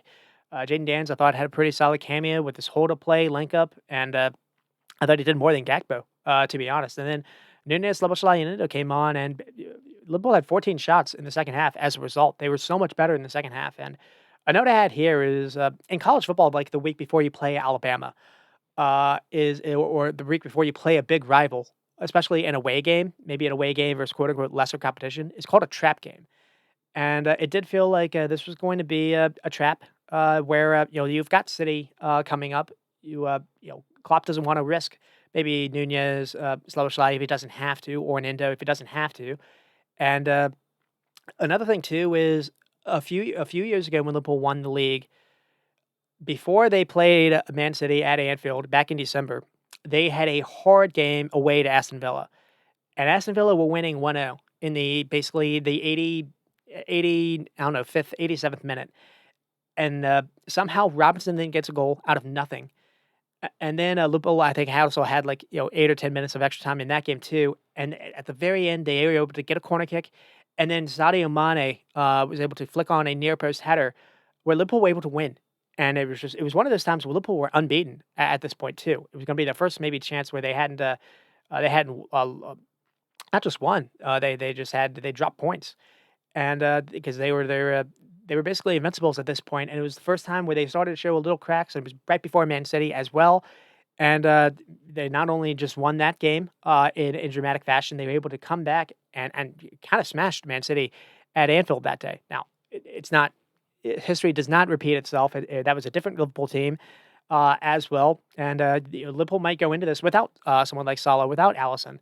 Uh, and without Diego Jota, basically the three players responsible for for the last few times that Liverpool has scored versus Man City, was kind of highlighting that because it was Alisson that got the assist, last November. So yeah, I mean Forest had 8 shots, only 2 on goal. That is kind of the problem. Liverpool with 22 shots and only 2 on goal. So, but 22 shots, 14 in the second half. Again, this felt like drop points all written all over it. Diaz was trying his best. Gakpo, I thought, looked afraid. Elliott wasn't really threatening. Elliott was being creative a little bit in the box, but he was trying to create for others. He wasn't trying to be a killer himself. And Liverpool did have a majority of the ball. 505 passes, 86% accuracy. Forest 185. It is what it is. They set up to defend and strike off the counter, and it nearly worked. But just a couple last thoughts for Liverpool. Klopp's changes were big again. I don't necessarily have to do that again, but I like the idea of bringing on Danz and Nunez together because I thought the attack was looking much more threatening. You got 2 hours to aim crosses in, just in case you want to. But he also took a gamble playing Sloboshai and Nunez, and we got away with doing that, and basically bringing on Semikas and Gomez, moving Gomez to right back also was really big too, because Zemeckis was very good with his corner delivery and his open play crossing. And his volley also kept the play alive before Liverpool scored the game winning goal. Because before the ball finds McAllister, it falls to Elliott, and Elliott has to hit this. And if he just gets this, if he gets this wrong, if he hits it too high, goes out of bounds, goes 20 feet into the stands, and that's game over too. But he connects so sweetly. That's kind of what kept the play alive too. And more times than not, he was Liverpool were using him as an outlet to get him free down the wing and to get some crosses off. And then Gomez was able to offer a little of the same. So that change really was big. I think he did it to also rest Connor Bradley's legs as well. So getting started with Darwin Núñez, he's quietly on 10 goals and 7 assists for the league. He scored and starting to score some game clinchers as well. Getting the first goal in a number of these contests. And you have to talk about Alexis McAllister because he's unreal again. The ball he plays to Nunez with his left foot as well is quite unbelievable. But just the number of times he's able to get in the right spot to win the ball back, but not just that, keep the ball under pressure, find teammates with clever passes. It feels endless over an entire game, and just a very great forward thinking, breaking the lines kind of midfielder that Liverpool just stole from Brighton. They got him for 40 million, and it just feels like it could have been double that. And the midfield with him, Bobby Clark, and Gomez, he had to man that, and he really has been unreal all season. And Liverpool missed him when he had a little injury.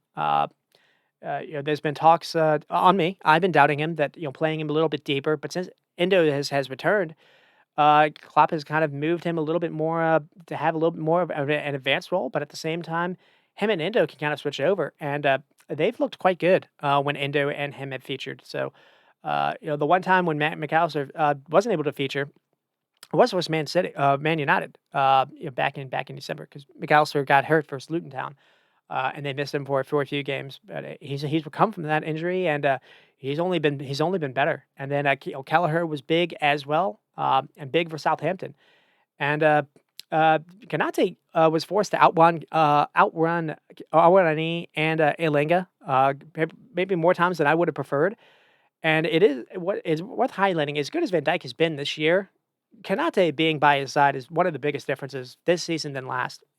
Someone like a Matip, I don't necessarily think it would have been necessarily as good and impactful. Kwanzaa's been able to come in and kind of do the same thing to give Van Dijk some protection. So Van Dijk's got a better partnership, and I think that's helped them when it comes to defending those transitions. Now, when everyone is set, when Van Dijk has to do some defending in the box, there's absolutely no one better.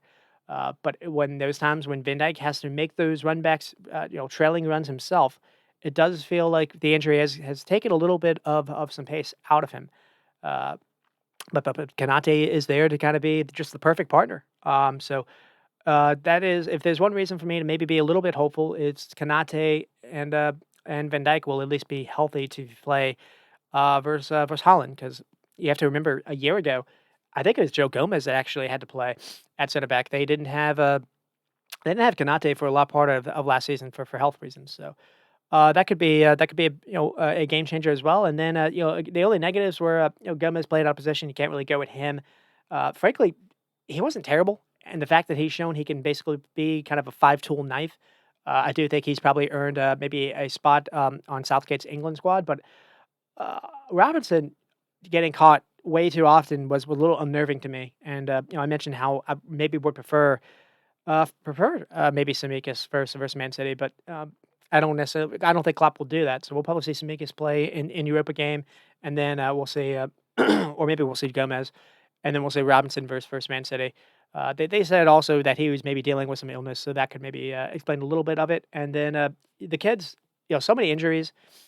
The fact that they managed to win like these 4 games out of this 11-day stretch, I still don't really know how the kids really did step up, and not just the FA Cup game. And Klopp has really stepped it up with his second half decisions all uh, all game, and just City at Anfield next week, and it's the last time we'll see Pep and Klopp. And there's all this talk about City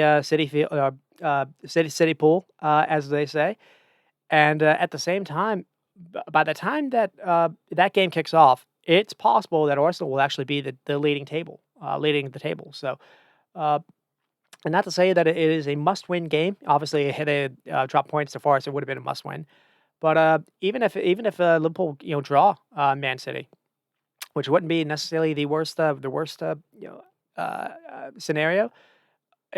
Arsenal are going to be just right there. You're welcoming them, and Arsenal don't look to be stopping themselves. And I'm about to get to Arsenal, and then with Forest, it's unlucky because they got close to just not only drawing but winning with the Elanga misses. Gibbs White and Awani link up was quite good in the penalty area. Just one pass seemed to be off, and I don't know. There's been a lot of debate, a little bit on Liverpool getting the ball back, but I think what's kind of funny is given what we saw with Real Madrid on the weekend, I think on Sunday, Tierney could have blown the whistle dead after Samica's hit was stopped.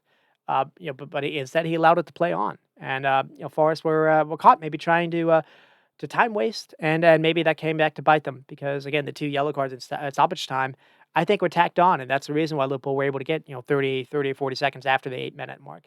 Uh, just misfortune for Elanga. I think the funny thing about trying Elanga through the middle is it doesn't necessarily seem he can be reliable finishing those chances yet. Regardless of how you play someone through the middle, kind of like what Ollie Watkins does at Villa, to allow him to basically run where the space is.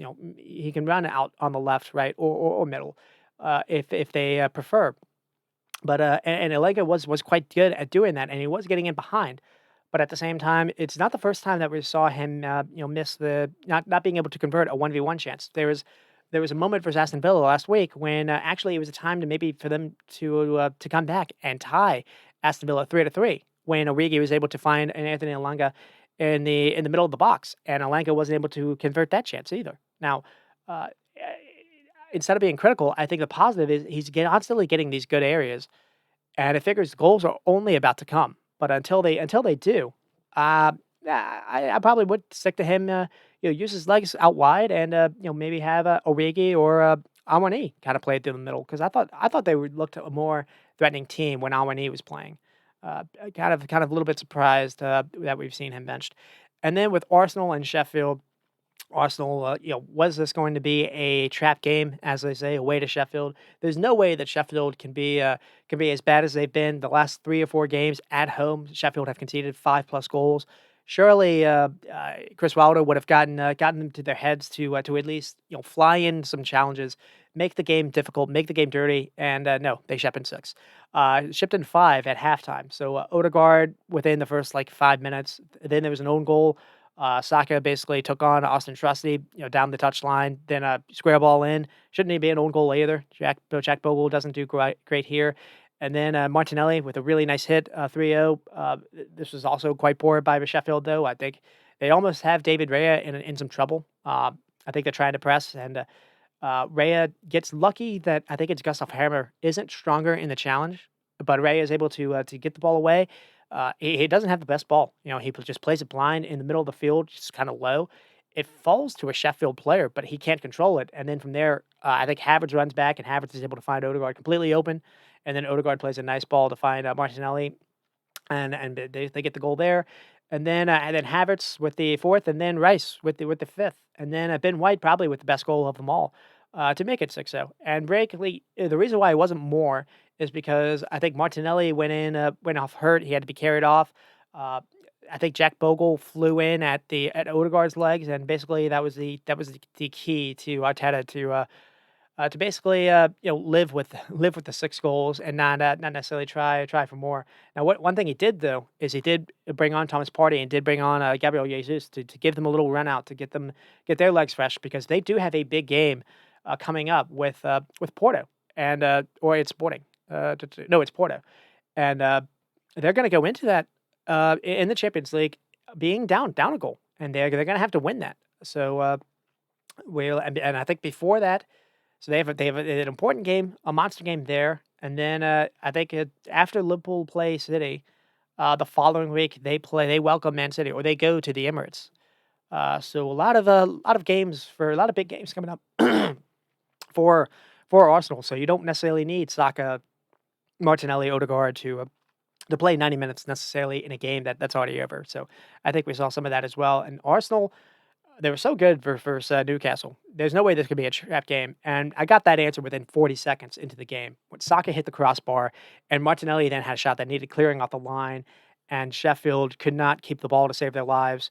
And I was wondering, Sheffield looked all right versus Wolves, and there were some decent chances by Rhian Brewster, and I was wondering, you can you get maybe Rhian Brewster or Cam Archer or maybe McTominay to get in behind, maybe surprise Arsenal a little bit?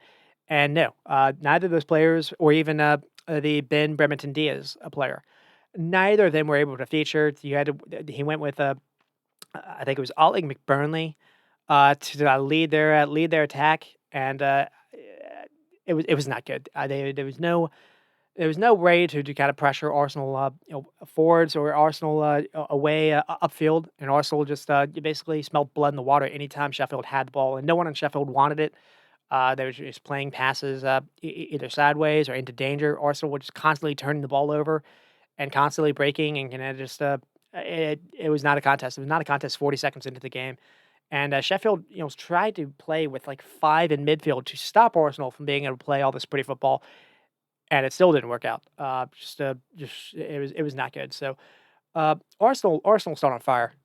So the first minute, Saka gets the ball on the touchline, plays it square to Jorginho, who quickly one times it back to Saka, a little give and go, and then Saka runs onto it. Sheffield don't shift over. Saka squares it to Rice, that's blocked, but Saka then gets a rebound and smacks the crossbar. And just this one little passage of the play, it says, "Hey, Austin Trusty cannot hang with Saka. Double him or else," and they don't do it. And then Odegaard has a nice little square ball to find Havertz. That there's a nice little Saka, Ben White, and Odegaard combo in like the first 5 minutes as well. And then Martinelli keeps the ball alive. They get the first goal here. Martinelli keeps the ball alive after a nice little cross. Uh, there's a square ball back into the box, I think, by Declan Rice that Odegaard is able to finish. And so again, there's a little quick pass by Jorginho to start this. Gabriel finds Jorginho in a little pocket, and Jorginho quickly receives it and quickly one-times it to Martinelli before Sheffield can regain their shape. And then Martinelli plays a ball for had Declan Rice to run onto, and Rice then has a cutback to find Odegaard, and Rice involved in the box a little bit more lately and makes it count. Good cross. And the note I had here is Jorginho is starting to start more, and basically they figured out that allows Rice to play further ahead. So you can play him Rice further. You can play with Declan Rice further ahead to press and to get some turnovers, higher upfield. But another thing too is by making Declan Rice a box to box player, we've seen Arteta find a way to basically turn Declan Rice into Granit Xhaka that we had last season. And it's happened almost overnight. And Rice did not look out of place playing in this box to box kind of role. And we've started to see it a little bit more and more. We saw it versus Newcastle as well. We saw it versus Liverpool when Jorginho started to play more. And the only thing is, can Jorginho, does he have the legs to be able to do this every single game week for them? Now they do have Thomas Partey back. That'll probably help them out as well. If Partey they can stay can stick with it. But I think that's the better way to play Declan Rice than to ask him to be kind of a single pivot. Ask him to be kind of the main kind of sweeper a little bit in front of the back line, because we saw versus Porto that's maybe the one way where Arsenal can struggle. Now Porto were also very good in their own right, and I don't think Porto can necessarily replace that. But I'll have to eat my words if they do.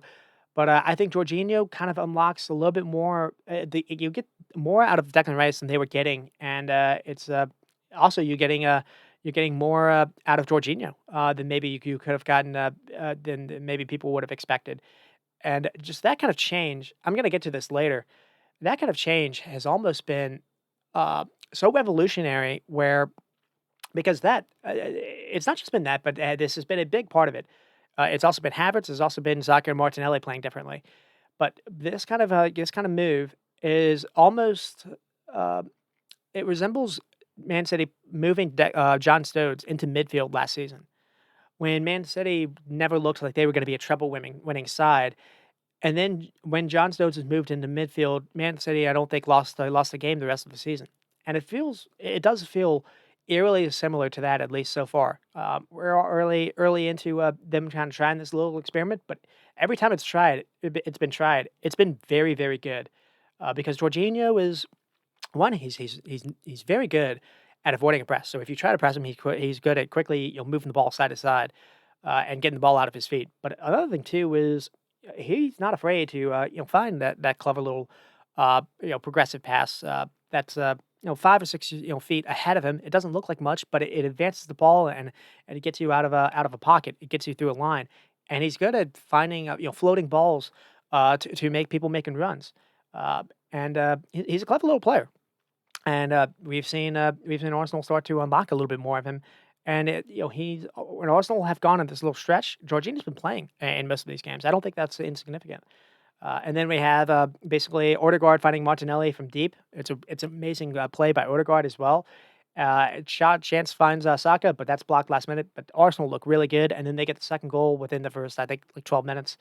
Saka beats Watson Trusty. It's a square ball that deflects into the net. Not a ton here. It's poor by Trusty, but also, and it shouldn't be an own goal. But also, it's Saka showing that he can play. He's got a willingness now and ability to go both ways. He's not just going to cut towards goal, get the ball on his left foot. You have to actually guard both his left foot and him possibly, going down the touchline with his right foot. We've started to see him do that more and more. And again, I mentioned the Jorginho change. That's been a change too. Saka was not doing this at the beginning of the season. Now that he is, because we saw it versus Burnley, he scored a great goal versus Burnley. We saw it, I think, versus West Ham. And by being able to do that, it gets you on your toes a little bit more, and you don't know which way he's going to go. And he can go both ways, so you have to almost lay off him. And the more you lay off him, the more you can't get tight. That also benefits him a little bit as well. And Saka, I think by getting the ball on his right and doing those cutback crosses hard and low, I think he created 3 goals by himself. Now, he didn't score, I don't think, but he also he was responsible for 3 of these goals. And then we get the third goal with Martinelli. It's a hammer strike, but I also want to touch on it's really horrible by Sheffield. So Raya again looks like he's in danger. I think it's Gustav Harmer. He has a chance to go in for a challenge, and he's just like kind of weak. And then Sheffield can't control the ball that Raya is able to clear it. Arsenal quickly win it back. Havertz drops deep to help out. And then I think he gets the ball from Saka and then he sees Odegaard completely free, and Havertz does really well to play him the ball. Odegaard gets the ball in the middle of the field. That's not really what you would prefer. And, because Fields like Sheffield, set it up to stop that. And here, but they're already down 2 goals. They're maybe chasing a little bit. And Odegaard is able to find Martinelli, and then Martinelli has 2 people streaking with him. So he's got Rice on one side streaking into the box, and then he's got Kilwar on his left, and he plays it to Kilwar, and then Kilwar returns the ball quickly to him, and Martinelli has a first time strike with a lot of power, and that just flies into the net.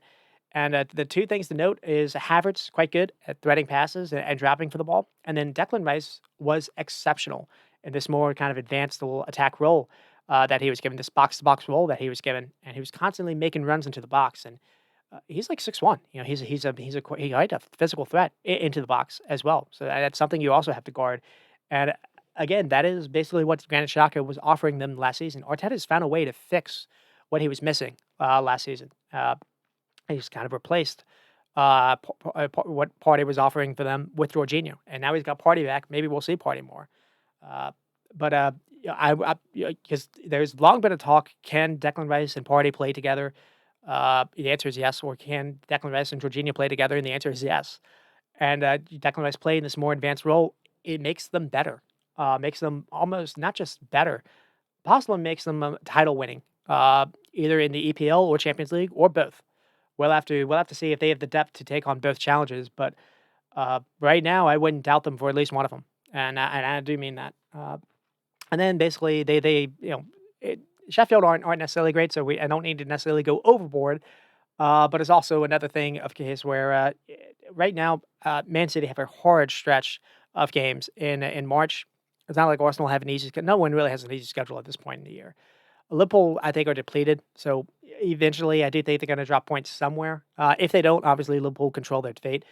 Uh, but Arsenal are just going to be right there. And maybe if Liverpool and City can draw, maybe Arsenal would have to. Maybe Arsenal can beat City at the Emirates, or maybe that game can be a draw as well. And I think Arsenal would fancy themselves to finish out the season. But still a lot of football to play. And let's see, they get the 4th goal with Havertz, and here Havertz and Martinelli team up to poke the ball off Sheffield. Again, Arsenal smelt blood in the water. Sheffield, no one in Sheffield wanted the ball. Arsenal, sensed that, and Havertz and Martinelli help get the turnover, and then Martinelli is able to, or Havertz is able to put away the 1v1 chance, and that's good to see because Havertz hasn't always been able to do that. We had that miss versus Newcastle, had that miss versus Liverpool, and so this was a big moment for him. and he's also been quite good as well. They found a way to get the best out of him where he doesn't necessarily have to score their goals. It just has to be a threat into the box where you force defenders to like mark him, and he makes some clever runs, and he's quite physical. He's showing some pretty good work rate that I didn't necessarily think he showed at Chelsea nearly as much as this. Arteta has gotten a better player uh, than we were seeing in the beginning of the season, and he's been rewarded by having some faith with Havertz. Now, again, in a must win game, if you're in like the 75th minute, can you rely on Havertz to be your number nine? I don't necessarily know, but over the course of a game or course of two legs, he really does cause a lot of problems, and, Arteta has found a way to kind of get kind of the best out of him by giving him this look kind of false nine, kind of box shape, because what he's also doing is he's allowing Saka and Martinelli to almost be inside, not just be touchline, wide players, to also kind of make runs centrally as well, and Saka and Martinelli are starting to find form, starting to find their scoring boots in the box, so maybe you don't really need that. Maybe you just need someone to kind of supply them, or someone to make it so Saka and Martinelli have less guys, marking them. Where Havertz is always going to have someone that at least he's always going to draw attention onto himself just by him being such a physical threat. And then Declan Rice gets a putback goal to make it five. This is created way too easily. I mean, Saka is allowed to go to the byline. I think he has a cutback to 6 yard area where Rice is able to put it away. But here, Odegaard has some clever footwork and draws a couple players onto him, and then frees up Saka and then plays it to Saka. And at this point, Trusty is not on Saka, but they put someone named Osborne on him. But it's not much different. You're still asking someone to handle Saka 1v1 without any help, and it doesn't work out for Sheffield's favor. And then Bogle goes to ground, bringing Odegaard down, showing some risk here by trying to run up the score. And Sheffield are historically bad in defense, and you just wondered, was it going to be like a 10, a 9-0 kind of game?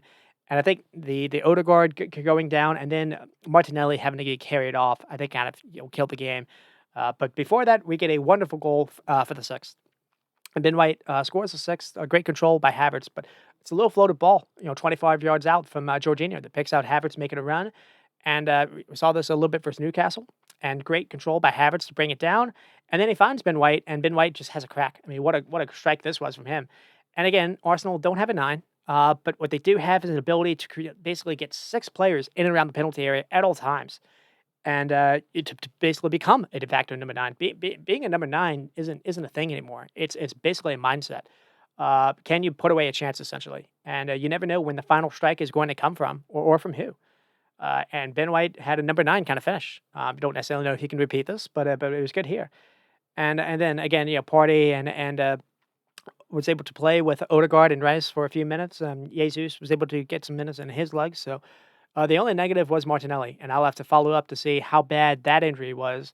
But I mean, this was Sheffield, but this was also quite good by Arsenal because it's not just a one off.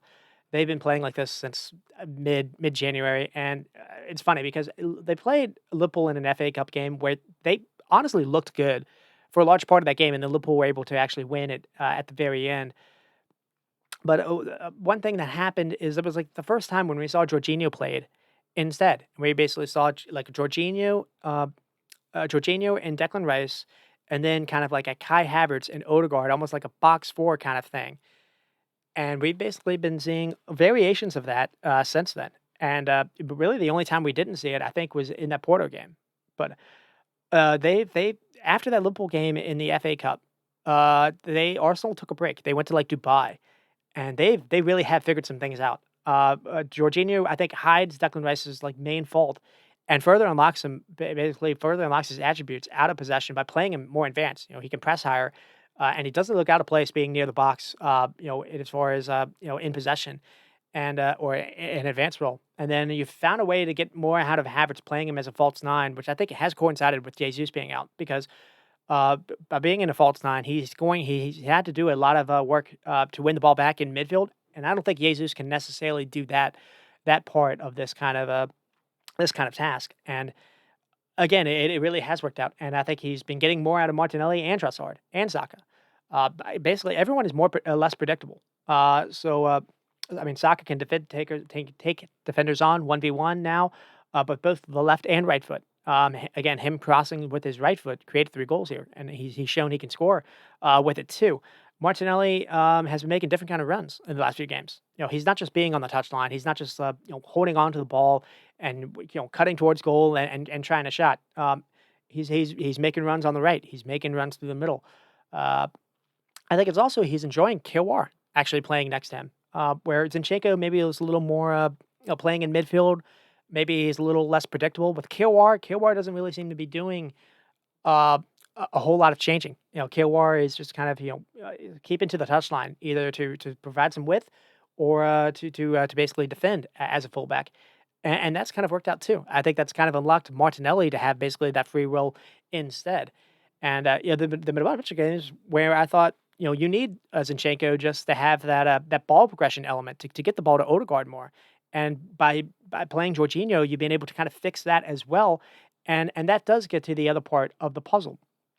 Odegaard is starting to dictate the game again, and he's not straining to find the ball. The ball is finding him whenever he wants it again, and that's been a big part of this too. So there's a lot of reason for Arsenal fans to be hyped up. Now at the same time, it is just Sheffield. It is just West Ham, and they did play quite good versus Liverpool, but you also had that wake up call versus Porto. It was that game that you didn't play Jorginho, but Jorginho did come on in the second half, and it still didn't necessarily work out that great. We'll have to see. I mean, the main thing that I've seen is the big chance creation has dramatically flipped. So I remember back in December, I was really harping on this. Arsenal were mid table in this category, and since January, 6 big chances versus Crystal Palace, 6 versus Liverpool, 6 versus West Ham, 2 versus Burnley, and 3 versus Newcastle. Newcastle's the other one where they looked quite good. Newcastle kind of on fumes, but they also looked quite good. Uh, and they looked very good versus Liverpool, to be fair, both in the FA Cup game that they lost and in the game that they won, regardless of if the goal, the both goals were kind of fluky, and then they were able to make the third count with Trossard. But uh, I mean, they're not just scoring for fun; they're creating big chances as well. And just Saka, Odegaard, Martinelli are starting to add goals again. That was missing back in December. So a lot of the reasons why people were down, I guess I say people, why someone like me was down is I wasn't seeing that back in November, December. You weren't seeing that kind of production. Gabriel Jesus was in and out of the lineup. Havertz, you didn't really know what to do with him. He was tried in midfield as a kind of a number 8 in the quote unquote shocker role. Wasn't necessarily working out. He was starting to actually perform a little bit okay. He had a pretty good game versus Aston Villa, from what I remember. Maybe he had a decent game. Yeah, I forget. Aston Villa was really the one where I started to kind of notice a little bit more. Uh, there was moments when I think early on maybe he looked okay versus Man United, but there was always this kind of talk where does he best fit? Actually maybe his best performances before in the league were actually in Champions League, but it's taken a long time for him to figure out the best way to play him. And I remember versus Fulham, Arsenal were moving the ball so slow, and it just it was because of Declan Rice, essentially, and they found a way to kind of take the responsibilities off him, and they really have been flying. And up next now is, and at the same time, always been sound at the back. The teams have not been able to make David Raya work at all. So I don't know. Can they continue this? They up next. They have a striker that they have been flirting with all year in Ivan Toney. So does he try to maybe put on a show to maybe try it as a tryout? But at the same time, Brentford's defense has looked so poor. I can't really imagine much happening there. Arsenal will have to look at themselves as favorite. Honestly, it is away to Brentford, where Brentford earlier in the year gave Arsenal quite a fit. Actually, I think Havertz actually got the game winner in that game. So we'll have to see. And again, with all this focus on City Pool next weekend, Arsenal, if they get 3 points versus Brentford, can go into that Sunday leading the table. And again, the way the story has gone, you wouldn't doubt them at this point. And what a story this will be if they are able to pull it out. Given how it felt like maybe people had them as favorites coming in. They They brought in Rice. They brought in. It felt like they made their changes. I remember in the preseason they did all their signings early, so that everyone was able to get a preseason, and then they got really unlucky with Timber losing out, and it looks like they might actually be able to get Timber back by the end of the month. And so they might have Timber, to try in for the remaining stretch as well. But just the way they started, it's just it hasn't been the same, and they've slowly started to look basically the team that they looked like last year. And the only question is, can they do this without suffering any injury? Martinelli would be the scare. Declan Rice has played a lot of minutes. He's up there for playing the most minutes in the league. Same with Saka. Uh, could that eventually show up? Now they do have Thomas Partey now. Maybe you can find a way to kind of shift it a little bit more, more responsibility onto Thomas Partey. With can you find a way to rest Saka a little bit? Maybe play Jesus a little bit on the wing in some games where to take a little of the minutes off Saka. But I don't really see when that's going to happen now because you need your best players for Porto, and you probably need your best players. You certainly need your best players for Man City at the Etihad. So we'll have to see. And again, at the moment, I probably would favor Arsenal at least for one of them, for one of the things that they're going for. They're not in the FA Cup, so that would be the league or the Champions League, and just the way they're able to defend. Uh, yeah, yeah, I don't know. But it's certainly hard to be pessimistic. I guess I can say that. And then with Sheffield, I was wondering, can they successfully get a long ball over Arsenal's press? Can you get Graham Archer and Brewster in behind Saliba? And they did look okay versus Wolves, and no, none of those players featured. They had Ollie McBurnley. I think he had one touch inside the Arsenal final third all game. And Wilder tried McBurnley, McNakity, and Gustav Harmer as his attacking options. And McAtee and Hammer were very poor and lazy out of possession. Neither were quick enough to make runs upfield to help Sheffield get upfield. And I mean, they're on record setting pace for conceding the most goals than anyone in the league. And their last four games at home, conceded five to Brighton, five to Villa, five to Brighton again in the league. One was in the FA Cup game. Now six to Arsenal. And defensively, they look lost. And they shipped 8 to Newcastle before the beginning of the year. They I mean, it happened in the first minute where it was like this could be a thumping. I tweeted that this could be we could be looking at 10 within the first 30 seconds of the game. Not kidding. So not great for Sheffield. They're going to go down, and the question is now: do you go down with the ship? You've already made a change with Chris Wilder, or do you try to find a way to? Do you think Chris Wilder is going to be able to bring you back up, or do you try to do now? Do you try to bring in someone to with a more kind of a future in mind? But I mean, it doesn't feel the way that the players were reacting. It doesn't really feel like they're responding to what he's trying to say, because there was a lot of standing around. There was just nothing. Now, Arsenal were quite good, but Sheffield made it easy for them as well. So there is some of that. And then so that's it. I'll only talk about the title race. I'll do another episode later on to touch on what happened elsewhere in the league. I was kind of fearing about that. I'll probably have to do that next week as well with Man City and Liverpool. I'll probably spend the most of my time talking about that. But I don't want this to just be kind of a top three, top four kind of podcast. I like the idea of trying to touch on the other teams as well, because I remember just being a fan when Liverpool weren't necessarily good. It was hard to always get kind of coverage. For my for them.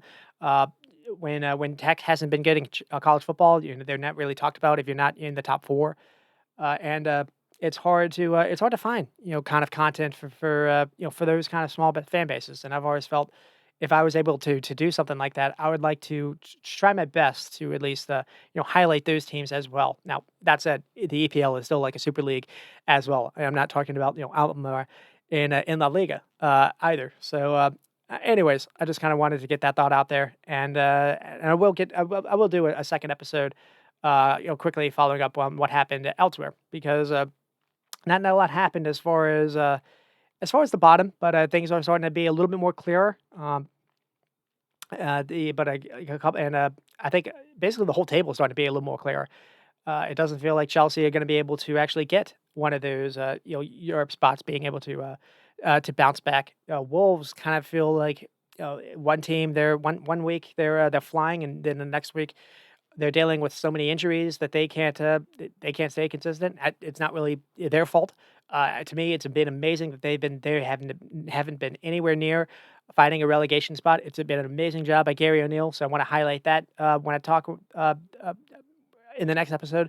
Marco Silva, likewise, arguably equally coach of the year kind of candidate quality, where I felt coming in that they probably were a team that would have been looking at relegation, and he's got them possibly, I think, within 5 points of Chelsea, or maybe it's even closer than that. I think that they're 10th or 11th in the table, and the what a job that he's done, and he's made a gamble to actually play this Rodrigo Munoz striker, and I mean, what a player he's turned out to be. He's gotten some pretty good results for the last 2 weeks without Paulinho.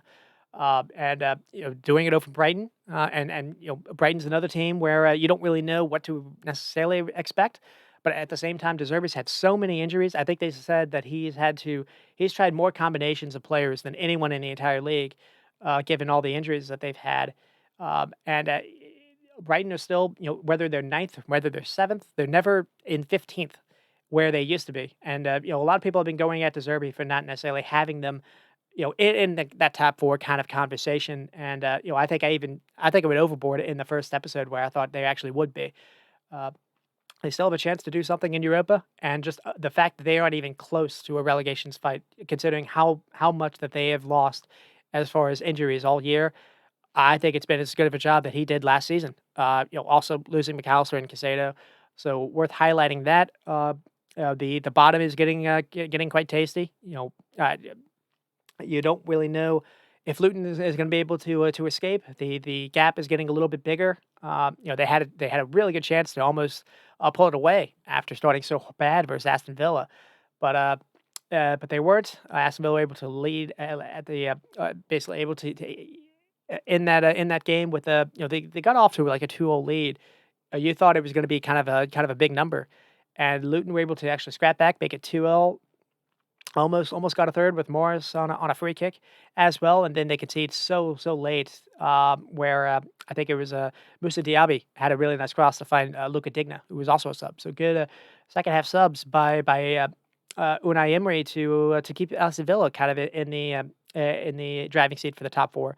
Villa is starting to suffer some losses as well, losing Kamara. I mean, that really is the leading story for the entire year, is just how have teams been able to handle injury issues, because it really has affected every single team in the league, to be honest, and not everyone has been able to bounce back. So I mean, Villa are missing Kamara, no Paul Torres in this game again, and they're still able to. Ollie Watkins is basically able to carry them across, and Watkins is basically on. He's only second to Holland now in the Golden Boot, and that's quietly gone, maybe unnoticed a little bit. And I mean, I think he has 7 or 8 assists as well as that. I mean, he's player of the year, candidate quality. To be honest, now I think people got to go look elsewhere. I'd actually have to think about that. Who would be player of the year at the moment? Can't say it would be Kip Van Dyke. Can't say it would be Holland. So given where someone that's really driven his team to where they probably shouldn't be, I think Watkins would be a pretty good case to make right now. But anyways, so they're still in the driving seat. Tottenham were able to come from behind to beat Crystal Palace. Crystal Palace was able to get Eze back, and Eze had an amazing goal to get things going. But Eze was only able to go like 60 minutes, and once he went off, you saw Crystal Palace bench really did struggle with what they had to replace with, and struggled. The goals they conceded at the very end were quite poor, as far as their new manager would have wanted, and Crystal Palace was still not necessarily safe. I think Britain were able, Brentford were able to draw Chelsea. Actually, unlucky. Maybe they weren't able to get a little bit more. Started the game actually being down a goal after Jackson was able to score. but came back in the second half, made it 2-1, conceded very late, unfortunately for them. But Brentford were able to get any kind of point is big. They have they have a backline crisis as well. I mentioned how injuries have affected teams.